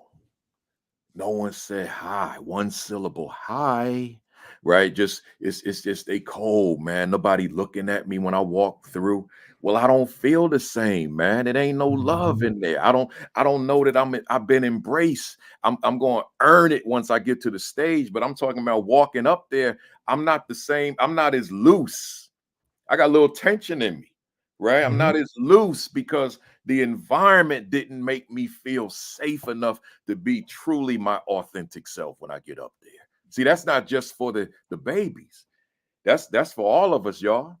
Right? That's for you in your building. Some of y'all, some of you in a certain school, and just a difference in staff in terms of their reactions to you can make that difference. So when you think about the safety of children emotionally, think about yourself as well. But I love that you brought that up because it made me think about that probably deeper than I normally do. Because I applied it to, well, I'm not as welcome here, but I've never thought about it as I'm not as safe here emotionally, right? But what essentially what's happening is, yeah, I'm safer in this environment, so now I can get up there and do my thing. Some people know that I get up to my Frankie Beverly We Are One and do my two-step to start the keynote, but I'm not going to do that everywhere. Yeah. It depends on how I'm received when I walk in that room. And if I'm received the right way, then I know I'm gonna tell the tech people when they read my bio, when they hit that last word of my bio, hit that first note on We Are One and keep it on until I tell you to turn it off, because I'm gonna get up there and dance. And I'm not a dance. My wife would be the first one to tell you, I ain't gonna dance on the cruise ship. And I'm not the star. I'm not going to dance at the wedding, but I'll dance at that keynote. with thousands of eyes on me, because it's just a different vibe. You know, I'm in Principal Kafele mode, and the people have made me feel safe. So let me throw one at it. Yeah, no, jump in. And I had, okay, because you got me thinking now, right? I remember, I don't know, you probably done this before, where I've done a keynote where I'm it's virtual. I'm speaking into a camera. There's no chat. There's not a Zoom call. I can't see anything. Woo. You can't see the faces. You can't even see the names. Like, you know how on Zoom you see all the names. Yeah. There's nothing. There is nothing. And I'm literally going hard for 60 minutes into darkness, if you will. Like, I don't know who's, I hope my jokes are landing. I don't know what's going on. Yeah. Versus, like you said, being on stage. And one of the things I always do, I always ask, is this a voluntary training or workshop, keynote, or is this mandatory? Because you're gonna get different crowds. And like you said, like, if I know this is voluntary, like the people that are in this space, like you said, they know me, they show up with their books, they know who I am, or I just did a book study with them, and so now I'm there physically. You're gonna get, like you said, not that I don't bring it every time. I like how you said you have to earn it on stage, because they may not know who you are. I love that example, but that's how it is. I feel a lot safer when I'm entering into a space where I know folks are there because they want to be there, versus entering into a space where they have to be there. Yeah. And so when we think about it from a student perspective, they have to go to school. Yeah. But we want them to be at a place where they want to go to school. And that's where we should be thriving or striving for when it comes to that sense of belonging. We want them to want to go to that school. They want to look, they can't wait for tomorrow. I can't wait to see my principal. I can't wait to step through these doors at 13 years old, at 14 years old. So as adults, if we consider, like, we enter into space, I mean, man, listen, I was a black man living in Idaho. You talking about safety. You talking about walking to a space and wanting to feel safe. So I understand what that looks like when you feel like when you know you're the only person of color, let alone black person, let alone the only person of whatever identity you have, being able to walk into those spaces, and how we feel as adults versus how a 12, 11, 10, 8-year-old might feel when they walk into these spaces. I love it. I love it. The safety, that emotional safety, is so important, folks. So just, never lose sight of that. You gave me another one here. The assimilation refers to the process through which individuals and groups of differing heritages acquire the basic habits, attitudes, and mode of life of an embracing culture. Merriam-Webster, what are you saying to us? Listen, when I was doing my research, I type in assimilation, and I go back and forth with Merriam-Webster's and dictionaries, because my challenge with a lot of these, especially the type of words I'm looking for, when I type in racism and I read the definition of racism, for example, written by Merriam-Webster, it's probably not written by folks that look like you and I. Mm-hmm. And I can read that within that statement of what racism is. This doesn't put any real ownership or accountability on the perpetrator. This seems very victim oriented, but this is their perspective. So when I pulled up assimilation, because I'm typing this in, and what stood out to me, which was like just thinking about going against, as much like just going against sense of belonging, is the embracing culture. It reminded me of Dr. Tatum's work. Why are the black kids sitting in the cafeteria, right? That really reminded me. I was like, okay, this is literally what it's saying. Because we talk about, can I be myself? Well, in order for me to feel included or part of the community, that means that I can't be myself. I have to do what the embracing culture is wanting me to do. And that's my challenge with this definition. I would love to say, you know what? The reality of it is, all kids are able to, in a perfect world, all kids are able to be themselves, do what they want to do, and not have to do what it takes in order to be embraced a part of the culture. Sometimes we'll have those conversations where I'll talk to school leaders, and they'll say, you know what, we have a group of kids that are refugees, and so we've tried to get them to interact with the rest of the students, but they just tend to stick to themselves. Or we've tried to get them, why don't they join us? Why don't they do this with us? And I say, well, so we're looking at it wrong. We're wanting them to join our embracing culture. Have you taken the time to get to know what their customs, what their language, what they do, and not put them on a tokenize them, right? So now we're spending too much like emphasis. Oh, we're so happy to see you. Welcome. We're not overly exerting ourselves to make them feel welcome. We're naturally involving them within our community, and we're we're intentionally asking questions, and we're intentionally trying to learn as much as we can so that we can see what they're interested in. There might be some commonalities, but if we don't ask those questions, we will never know. But if we spend so much time saying this is our school's community, this is our culture, this is what acceptable and this is what not acceptable, then we're part of that embracing culture. We do not want, I don't promote for our students to assimilate. I want our students to be themselves, because if we asking our students to assimilate, then we are basically saying, get rid of what you do unless it's what we do already. It's okay to be black and brown, but just don't be black and brown here.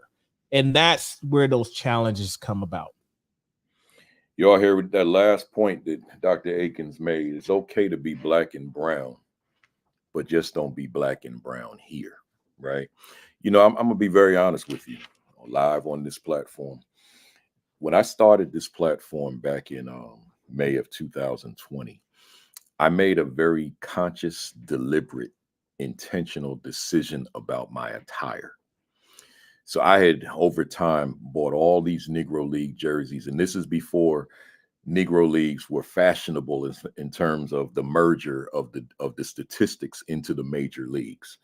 So I said, these jerseys, and this is just the summer alternates, but when I wear the regular jerseys during the fall and winter seasons, and spring, I said these jerseys might cost me some business. But you know something? I also said simultaneously, I'm good with that. Because it's almost like the jersey, it's like two things are happening. On the one hand, it's a sense of pride in wearing these jerseys. And I would explain, back in those first 2 years, I would literally explain the jersey every Saturday. My mother would get on me weeks I forgot, right? Like, you forgot to mention the shirt, right? And so I would make sure that every week I gave some history of the shirt I was wearing. So on the one hand, it was me expressing this Black pride on a platform that's really just supposed to be about school leadership, right? So I'm expressing this Black pride, but on the other hand, it's almost like it's a protest, right? I'm deliberately throwing something Black at you every Saturday, even though it's not a Black broadcast. It's a leadership broadcast that has people of various races and ethnicities and cultures that tune in. But I made a decision back in that first Saturday of May that this is me, and I'm going to be me, even if there are costs involved. See, because like you said, I don't want to assimilate either. As far as leadership is concerned, base whether or not you want to hire me on whether or not I can help your leaders to grow, or your teachers, because I work with teachers as well, to grow pedagogically, teachers, leadership as far as leaders. Don't look at my shirt and make a decision, right? Or respect the fact that I'm willing to wear it, but don't expect me to assimilate and be whatever the crowd is, so that I can get hired to come in and speak, right? That's, so I just want to be, just let me be me. And when I slip into my Ebonics, which I regularly do, and my slang and my broken English, let me be me, because I can fix that. I choose not to. I'll tell my audience, I know I could have said that differently, but I want to say it the way I say it in my house. I want to say it the way when I'm speaking to my homies. Right? I don't want to clean it up when I get on stage. I just want to be me. And I'm gonna go a step further, let me go a step further. as an author for ASCD, I had an editor that was cleaning my stuff up, and I didn't want it cleaned up. I wanted it to come across the way I present. I wanted people, when they read a book written by Baruti Kafele, that they say, I feel the guy I saw on stage. I feel that same energy. So I got this new editor. I said, you got to keep my authenticity. If I repeat words for emphasis, I need it like that. Don't. So now I got this editor that lets me be me, because I don't want to assimilate. And that's the whole point, right? As you say, I want that student. Now let's get back to the student, to be able to maintain their authenticity. If there's if within the authenticity that I need to evolve and grow, okay, then help me with that. But at the core, let me stay true to myself, because sometimes keeping it real can be bad, right? So so I want to make sure that at my core, folks know who I am, right?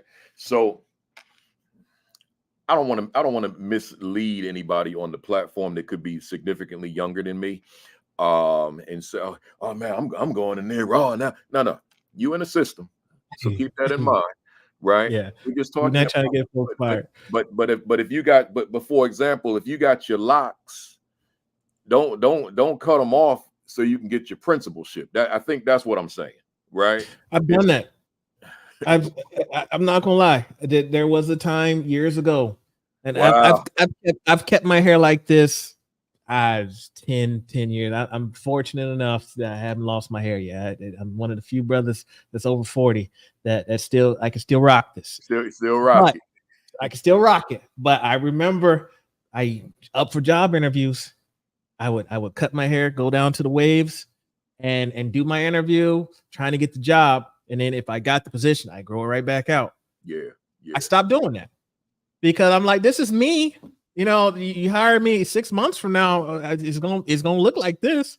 So I need to be myself and accurately represent myself, because I get job interviews, first impressions, things like that. But I'm just at a place in life nowadays that, you know what, I have, like, if you can't take me as I am, and you can't see past my appearance. Yeah, I like wearing earrings. I like to grow my hair. I like to twist. I like to, this is who I am. This is what I get down on. And if you aren't okay with that, you know, I feel bad for individuals, for example, that, you know, tatted up a bunch of ink. And, you know, some folks, you know, I'll go wear long sleeve shirts to my job interviews. I won't wear short sleeves because I want to make sure my arms are covered up. Like, these little things that folks will do to suppress their identity in order to get positions, in order to get clout, in order to get what they think they need to get, in order, like, I have to do these things in order to be heard. Yeah. And I'm just at a place now. It's just like, no, be you, be authentic. And that's the same thing that we should want our students to be as well. That's right. I love it. That's a whole conversation right there. And if I allow myself, it'll stay there. So let me keep moving. And you gave me this one more. You said, regardless of a student's age, gender, or any other aspect of their identity as a human being, the most detrimental experience of their mental and physical well-being is their sense of being, and I got to read it from my page, being unseen or unimportant. I want to get that last line again. So let me get the whole thing. Regardless of the student's age, gender, or any other aspect of their identity as a human being, the most detrimental experience for their mental and physical well-being is their sense of being unseen or unimportant. Powerful stuff. What are you telling us? Listen, I told you already, I'm an introvert. I remember my 20-year high school our reunion came up, and I remember flipping through, and I'm one of the, you know, I'm part of the Facebook for my school Facebook page, our graduation class. And I remember sitting there thinking to myself, would my classmates remember me? I was quiet. I'm not gonna lie. I didn't talk a lot. I was pretty quiet back in the high school days. And again, I'm typically pretty quiet now. And so I'm thinking 20 years from now, it's been 20 years. Honestly, haven't just kept up with everybody, sure, Facebook friends and things like that. But honestly, I felt unseen. I felt as if, yeah, I had a handful of friends, But outside of that, and I got along with some of the teachers, but I didn't have a personal relationship with my principal. Like again, 20 years from now, I don't know if that principal would remember me. And those are some things that I think are very important. And I didn't have like this identity that maybe wasn't part, like a lot, wasn't something that was different and those kind of things. I was just a really quiet, shy student. So sometimes we think, oh, this individual has to be like quote unquote weird or they need to be socially awkward. They need to come with something. It doesn't necessarily have to be the case. Sometimes kids are just quiet. Yeah. It just I don't talk a lot. Yeah. But I still would like to be appreciated. I still would like to have a relationship. I still would like to feel as if I'm part of the school community. Just because I'm not participating in all the sports and I'm not doing all the social clubs, I'm not running for class president and all these kind of things, doesn't mean I don't want to be seen. So when we are a student, regardless of their age, regardless of their gender or any aspects of their identity as a human being, the worst thing that we can do is straight up say, oh, well, they want to be quiet. We'll just let them be quiet. They want to stick to themselves, and we'll just let them stick to themselves. That doesn't mean that I'm advocating for putting them on stage somewhere and go make them do a public speech. What I'm saying is that student probably will thrive in a one-on-one relationship, small group relationship. That student will probably thrive in an area in which they can vent, they can share with you, they can get their cup filled and go back into the classroom and perform at their best. Those little things that we don't necessarily think about because we're so focused on the popular kids, or we're so focused on the kids on the total opposite of that side, right? But we're missing some of the middle students or those students that, again, they're just quiet, or maybe just, whatever it is. But they are experiencing school differently. So when I say we're going to be an advocate for all students, again, if you got 375 at your school, you want all 375 of your students to feel as if they're accepted, supported, and included. That's right. That's right. Hear that, somebody. And then think about those of you in those big Texas, California mega schools where they're like 3,000 and 4,000. Mm-hmm. Well, they count too. Yep. They count too. But so you got teams, you got leadership team, and you got administrators that lead different grade levels, etc.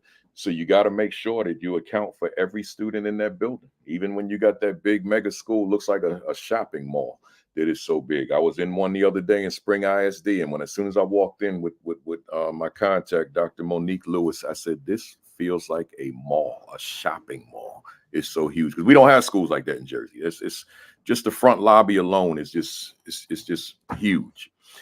Let me go to your book, Leading Equity, Becoming an Advocate for All Students. The subtitle is what catches me probably more than the title, because of one word, the word advocate.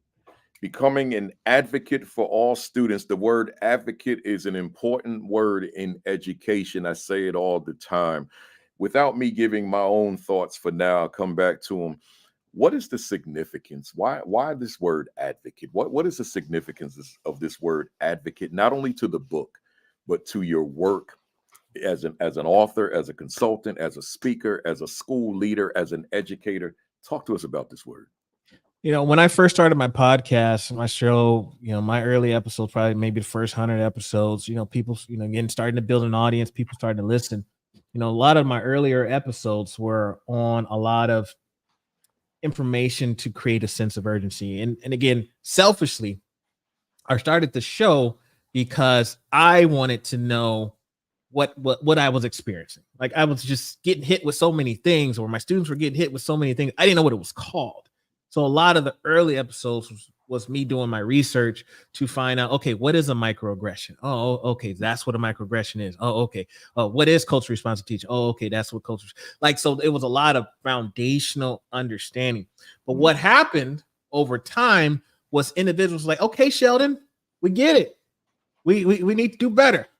Okay, there's some things that I can do in my position But I don't know how. How do I do it? I get it. I hear what you're saying. Things need to change. We need to kind of revisit some of the systems that we have in place, some of my teaching strategies, some of my leadership strategies. I need to revisit some of that. But how? So that's where the advocacy piece comes through, right? An advocate recognizes that we do not live in a just society, and advocates are willing to speak up on behalf of others. So I might be in a position where I can broker an opportunity for, you know what?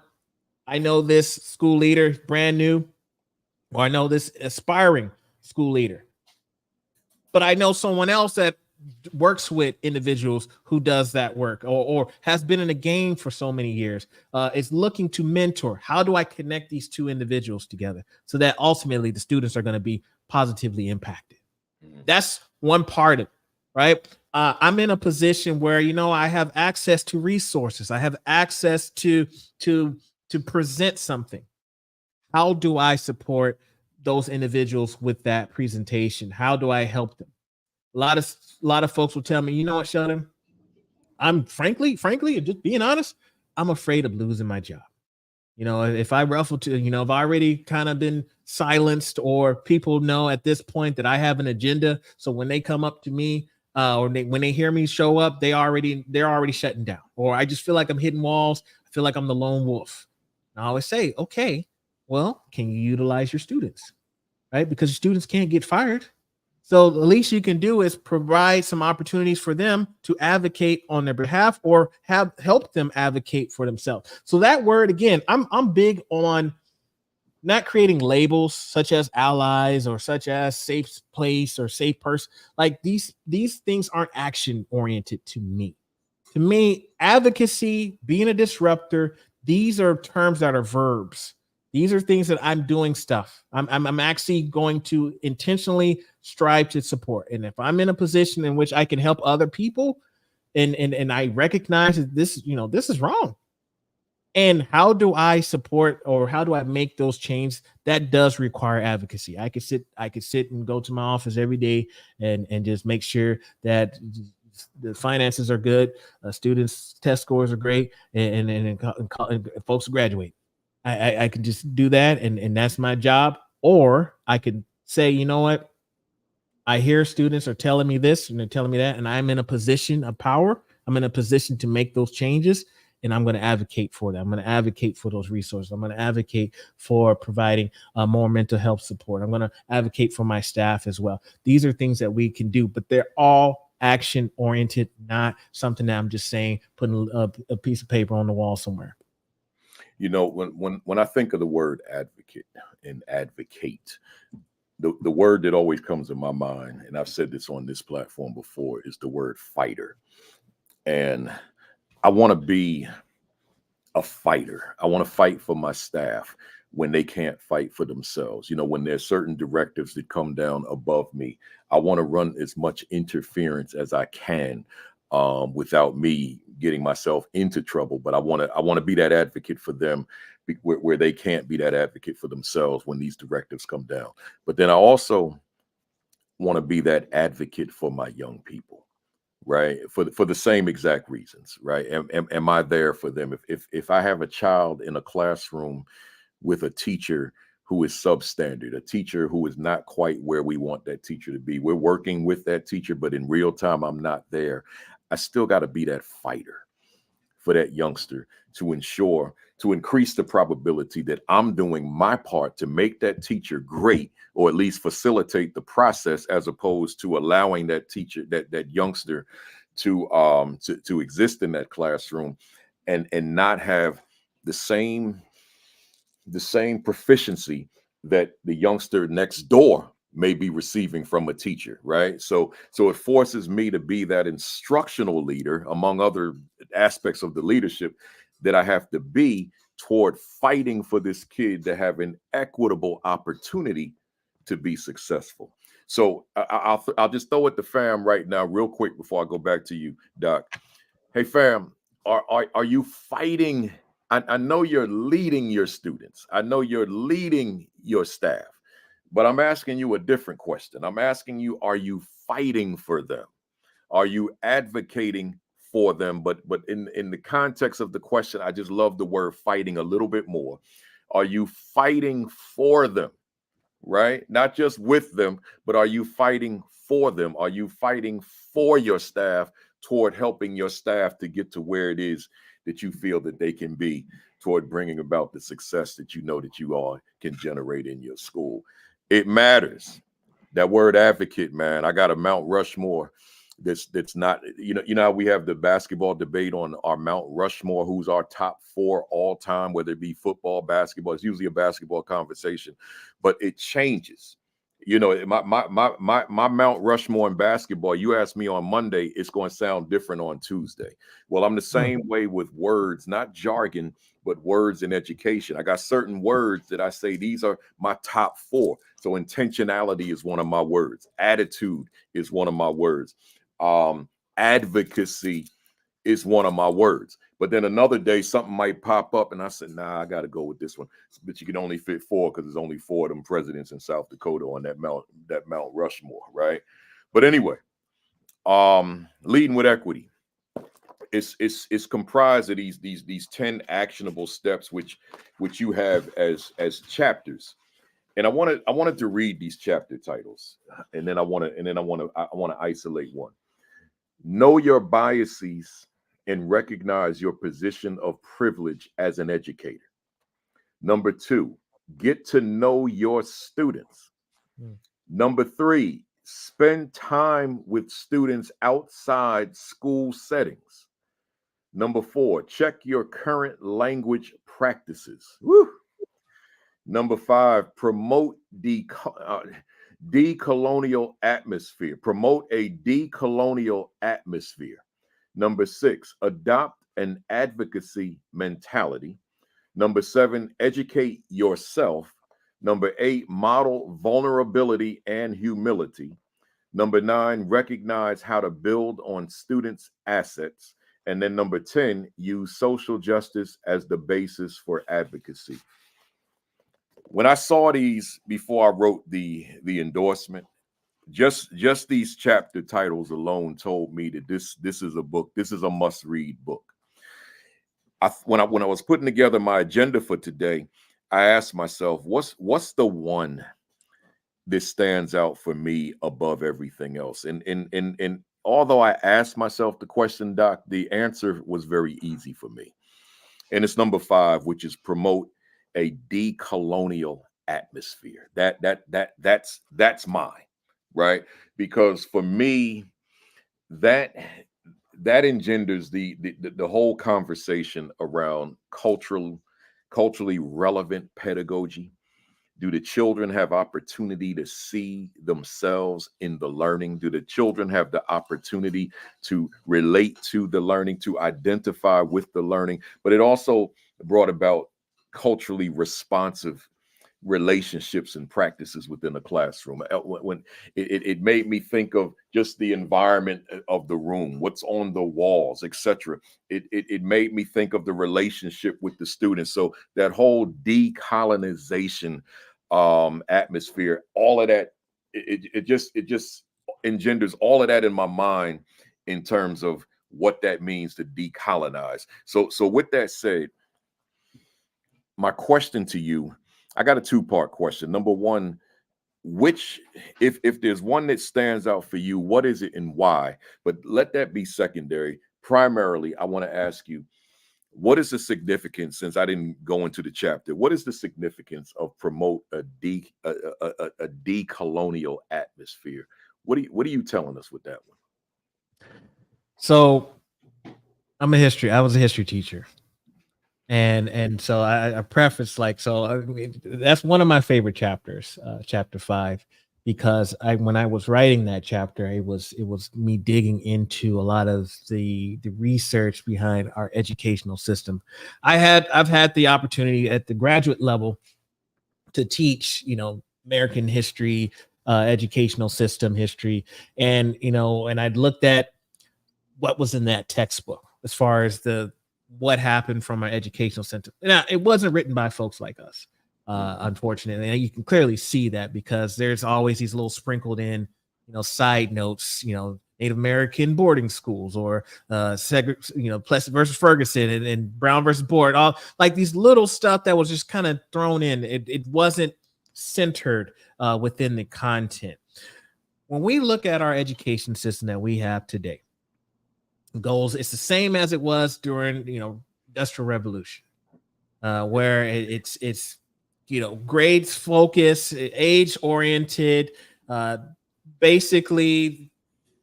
Thomas Jefferson, I don't have the quote in front of me, but he essentially said, we want to create an educational system in which we're separating, we're tracking, basically. And it is crazy how back in those times, Thomas Jefferson days, where they were tracking then. Yeah. And so we see students that, come from wealthy families, that they get a certain type of education and they're encouraged to become certain type of professionals, versus the other students that are coming through. And again, we weren't necessarily allowed to read and be able to go to school. So we're talking about later on when we were allowed to do those type of things. But there's another group of folks that, okay, they're maybe the working class, and so we're going to kind of guide them this direction. But within that other group, there's some anomalies there. So there's some that might be a little gifted and a little bit talented in that area. So we're going to pull some of them and help them with our elite groups as well. We still utilize a lot of that stuff to this day. Yeah. Now, I got to give a shout out to Dr. James A. Banks, his work with multicultural education, and the stuff that he talks about. He says, you know what? A lot of times, teachers that are, again, best intentions, they want to be culturally responsive with their practices. What they'll do is they'll wait till we're teaching about, for example, the expansion of the United States. So we're going to talk about the Louisiana Purchase. And so we're going to talk about it from, you got, was it Lewis and Clark? And we have, and then we'll just kind of mention about Sacagawea and the impact that Sacagawea had. So it's kind of like we're centering dominance in one perspective, but then we'll just kind of sprinkle in a little side note, a little special lesson on Sacagawea, and kind of talk about it from that perspective. Or we'll wait till Black History Month, or we'll wait till Native American History Months, or Heritage. Like, we'll wait till those special times to present this information. Okay, I'm being culturally responsive, right? But he says best intentions, but that's not it. However, there's some folks that'll go a little bit further, right? Okay, they recognize that those tokenized holidays and those kind of things, it's not just that's where we shouldn't stop. We can go beyond that. And so they'll do like they'll do a whole unit this time, or they'll just go a little bit further. But again, you're still centering dominance, right? When we're thinking about what our schools look like and the content that they're getting, who's involved in that? All right, who's involved in that process? So he says what we should be doing is students should experience themselves daily, not just once a month, not just once a year, not just your international festival or whatever event that you do at school. No, this is something that they experience on a daily basis. And so but in order for that to happen, would mean that you would have to go against the grain, if you will, or decolonize your classroom. A lot of the traditional stuff that we have, what we consider traditional, is not necessarily conducive to all folks of learning. One of the things I've recently been doing is I've been doing a lot of work on culture from a different perspective. So sometimes we think about culture from a racial standpoint, an identity standpoint. But there's communal cultures that I've been looking into versus individualistic cultures. So traditional classroom settings are, individualized, like work on this worksheet on your own, do this homework, bring this back to me, take this test, take this quiz on your own. So a lot of students that come from those type of backgrounds where they're used to individualizing their work and they're used to doing competitions and who can do it faster, who can do it the best, those kind of things, they thrive in those environments versus individuals that come from a communal background in which they're used to maybe collaborating from a team perspective. Maybe they're looking at doing group work. So if we're not presenting a lot of that information in the classroom where students are able to work together, work in groups, be able to figure out things together as opposed to having to figure out this assignment on their own, we're missing a group of kids. And those group of kids are the ones that are, walking around the classroom and asking other class students, what did you get on number 5? How did you get number 7? And we get mad as teachers or as school leaders. We get upset because they're not following the rules. We told you to sit down and be quiet. We told you to do your work on your own. This is independent time. But we're missing a group of folks that, yeah, I hear what you're saying, but that's not necessarily what I can connect with. And we miss that opportunity to develop those relationships and help them thrive. And then often those are the kids that are getting sent to the office. Those are the students that are missing classroom time because we're so focused on the individualistic approach. But again, that is decolonizing our classrooms, going against what we typically have done historically over years since the Industrial Revolution, but looking at it differently. The likelihood of students working or individuals graduating from high school and going into a profession in which they're working isolated by themselves is very low. More than likely, they're going to have to work in groups and have to work in teams. And if they never really get that experience as students, then they have to learn a lot of that stuff on the fly as professionals.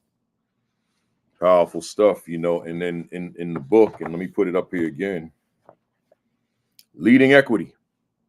Becoming an advocate for all students. You can get your copy at Amazon.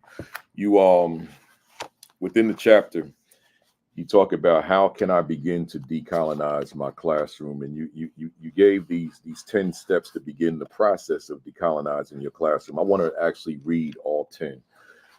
Check this out, y'all, and then to the fam out there, we got one more question, and then we do our rapid fire BAM impact questions.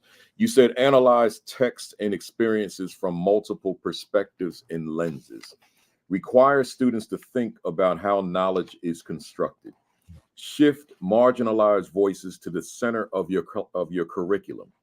Invite students to think critically and acknowledge biases. Powerful stuff. Promote research and learning via exploration and discussion. Allow students to create relevant, authentic learning products. Adopt cultural storytelling and include narratives from diverse authors. Use inclusive vocabulary and challenge non-inclusive or offensive terms. Empower students to make decisions about social and political issues. Challenge students to use their learning to take action and solve problems. Implement transdisciplinary approaches such as project-based learning. Invite students to share how they experience their world and their communities. Honor culturally rich modes of expression and ways of working. And finally, know and love your students for who they are, not who they might be. That's a whole session, right? There's a lot there, but I got a question out of that emanates out of that. And the question is,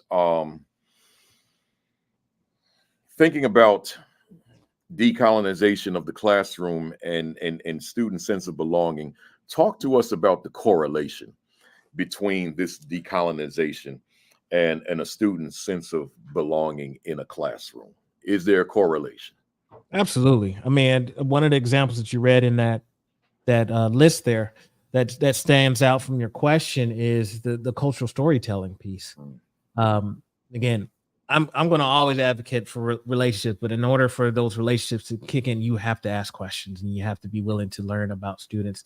I see a lot of teachers, they'll do family tree related type of activities, right? Best intentions, but there's a lot of challenges that can take place when it comes to those family tree activities.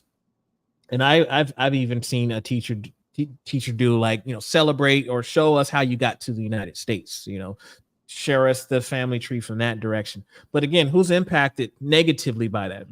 I remember my daughter had that assignment in the 3rd grade, celebrate how you came to America. And we're like, well, that's not necessarily a celebration for us as far as how we got to the United States. That's one direction. And there's undocumented students that are in the classroom. And so maybe they're not able to express that either. And you got Native Americans in your class as well. They were already, they were here. So they have to sit there and watch all their classmates share about how their land was taken. There's a lot of things that go into these conversations. So a cultural storytelling aspect is an opportunity to celebrate. Here's a little bit about our customs, our practices, our languages, food that we eat, things that we consider traditional, not what you consider traditional, but what we consider traditional. They're not costumes that we're wearing, but this is our traditional attire that we wear. That can be told in a story where students get an opportunity to talk to maybe their grandparents, or maybe their aunts and uncles and things like that.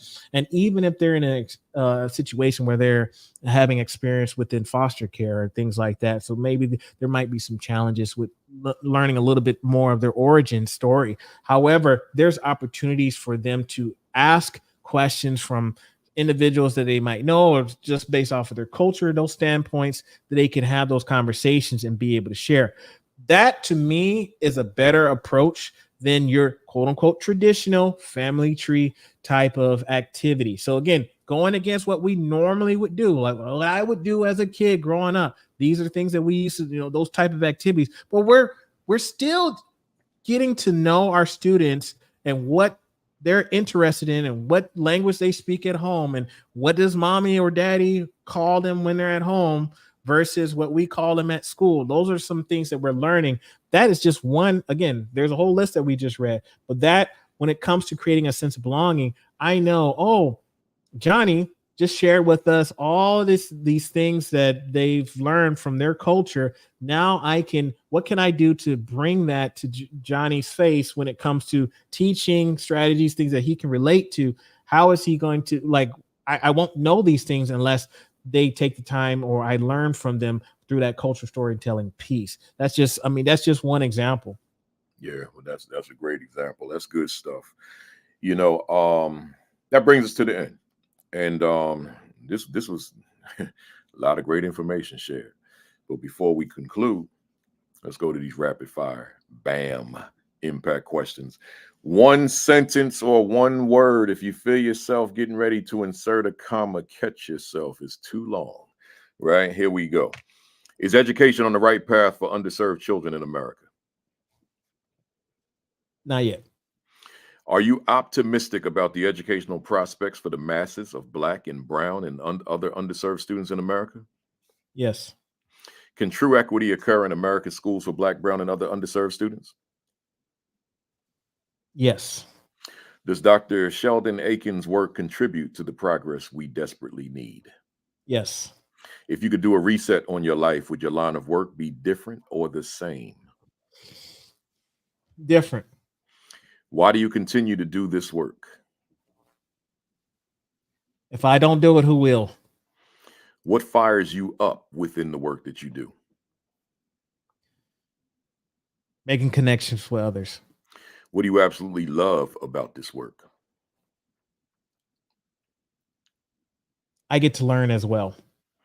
What do you dislike about this work? There's not enough voices in this space.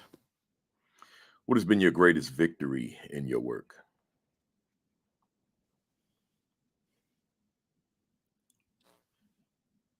Accomplishing writing my first book.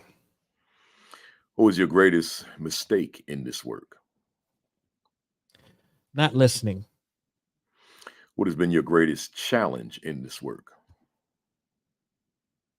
Being patient. And who inspires you in your work? Other like-minded folks out there in this space. What are you reading right now? Book, blog, tweet, article, anything?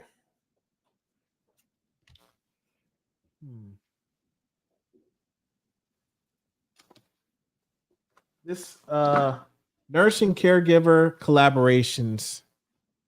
Naval Karani. He was on my show. Okay. What book do you recommend for our viewers today? Leading Equity, Becoming an Advocate for All Students. That's right. That's right. What do you want to accomplish that you haven't accomplished just yet?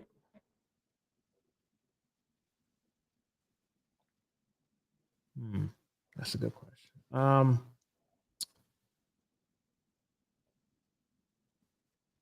I would like to have my book be a textbook at some point. I love it. Are you satisfied with where you are professionally? No, Would you? What would you say to a viewer out there who continues to face closed doors? do not give up. Keep the work going. What could you say to a viewer out there who's lost their fire?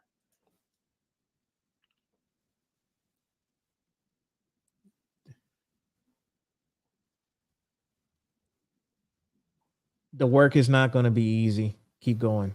Yeah. And lastly, if Dr. Sheldon Eakins was a word in a dictionary, what would be your definition? Resilient. Resilient. That's powerful stuff. You know, before I close, I got to go back to one. Those who have been rocking with me from day one or been rocking with me for a long time, then one of your answers stood out.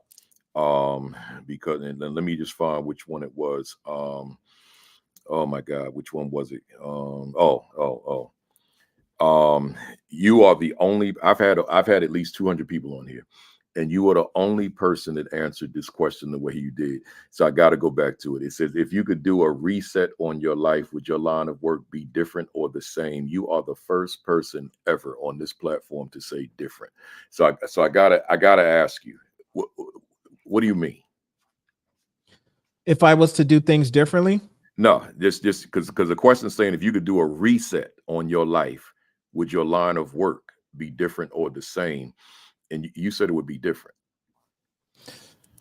my thought with that answer would be, I again, we kind of talked about this early on, what I know then versus what I know now. So this is my second round being a school administrator.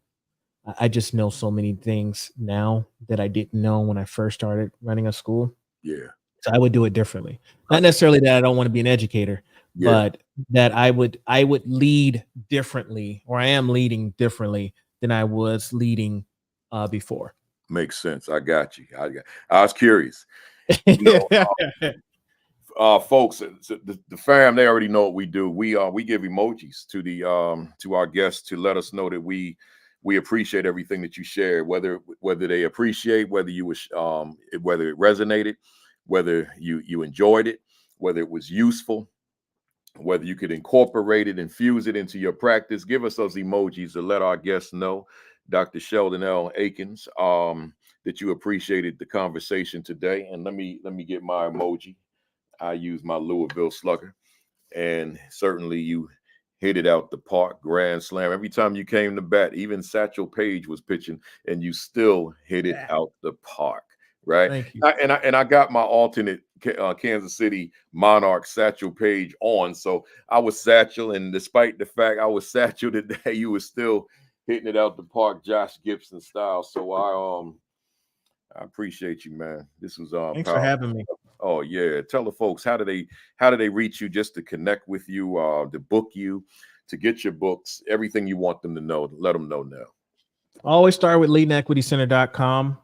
If you're a podcast listener, Leading Equity is a show. Also, I'm on YouTube, so I always appreciate the subscribers. At The Art of Advocacy, where I live stream and I promote videos as well. But leadenequitycenter.com is the first place to find me. Socials is at Sheldon Eakins. There's that. Grab your book. If you don't have the book, grab your copy of Leading Equity, Becoming an Advocate. Like I said, my second book that's it should be, hopefully be out by the end of this year, is entitled Don't Bring Boxed Macaroni to the Cookout, to the potluck. Same publisher? No, that's Solution Tree. Okay. I hear that. Yeah. Good stuff. Yeah. So I appreciate you, man. This was dynamite. I know that a lot of folks, probably everybody on here, definitely appreciated you. Numbers stayed good. And look forward to having you back on here at some point as well. Stay Anytime. with me. Yeah, stay with me until we go off mic. Hey, to the fam out there, glad to have you for yet another Saturday, week number 218. So I certainly invite you to week number 219 next week. We're gonna call this the Canadian takeover. I got 4. I was speaking in Alberta, Canada earlier this year, and there were these 3 women on a panel, 2 women on a panel, I should say. And I was blown away by some of the it was a women's panel dealing with issues of women in the workforce, women in leadership. And I asked 2 of them, I said, I need you on my Saturday Academy. And then I know a superintendent from Ontario that I wanted her to be a part of the same sort of conversation. And then our old friend, family member, Jacqueline Harriet from Nova Scotia, I reached out to her and asked her to make a repeat visit. So we're going to have the 4 of them, 4 women from Canada. We're going to get down next Saturday on a topic. I don't know what it'll be yet, but I think it'll be something about women in the workplace. So join us for week number 219 next Saturday, first Saturday in July. Every Saturday morning, Facebook Live, Sean Hurt, 10 o'clock, followed by Create and Educate, Dr. Sheikah Houston and Dr. Tammy Taylor at 10:30. Myself at 10:55 for 4 more weeks on Facebook and Twitter. Then we'll be exclusively YouTube beginning the first Saturday in August. So please don't forget that. And please don't find it robbery to make the switch, right? I'll still share onto Facebook and Twitter as I did today. So you don't have to go to YouTube. You can just go to where you've always gone and just click the link and it'll become live. Join me in Houston, July 9 and 10, School Leadership Institute with Principal Kafele. This is our annual, I think it's our 7th annual, if I'm not mistaken. So join me out there. And then join me at the Black Educators Rock Conference as well, July 18th through 21. I'll have that. I'll get that roster for you so we can let you know who's going to be there. But that's July 18th through 21. I will be there the 20th and the 21st, doing a leadership session on the 21st. You know my books. I'm not going to put them on the screen again. It's late, but go to Amazon and get my leadership books. Matter of fact, your teachers, get your teachers my teacher books and get the leaders my leadership books, right? Subscribe to the AP and New Principals Academy YouTube channel. Like and follow the AP and New Principals Academy Facebook page. Visit principalkafele.com for all my resources. And then finally, your diet, your exercise, and your COVID precautions, your virus precautions. I got to change that language because it's more than COVID out here now. Everything is out here. So just make sure, folks, that you're taking care of yourselves, because you can't be an asset to anybody if you're not healthy. So make sure you're eating right. You're getting that exercise in. Yesterday, I had a long week, y'all, all that flying, all that jet lag. But yesterday I went out here and did my 3 miles, man. I did it. And today I'm taking off, but tomorrow I'll be back out there, and that's how we do it, either the gym or outside. I prefer outside during the summer season, but whatever it is, I'm gonna get that cardio work in, and you got to get it in there. If you don't have any reference, then just use me as your reference of having that heart attack on May 1st, 2015. That is the only reason that I do this exercise, because prior to that, my exercise was running through airports or walking up and down some stairs somewhere, but now that I had that experience, that crisis, now I make sure that I do what's necessary. So use me as your example of what you need to do if you're not getting it done. Other than that, folks, great to see you. Have a great week. Have an extraordinary week. Have your best week yet. Peace. Peace. Thumbs up. Cock that fist back. 1, 2, 3. Bam! I'll see y'all next Saturday at 10:55.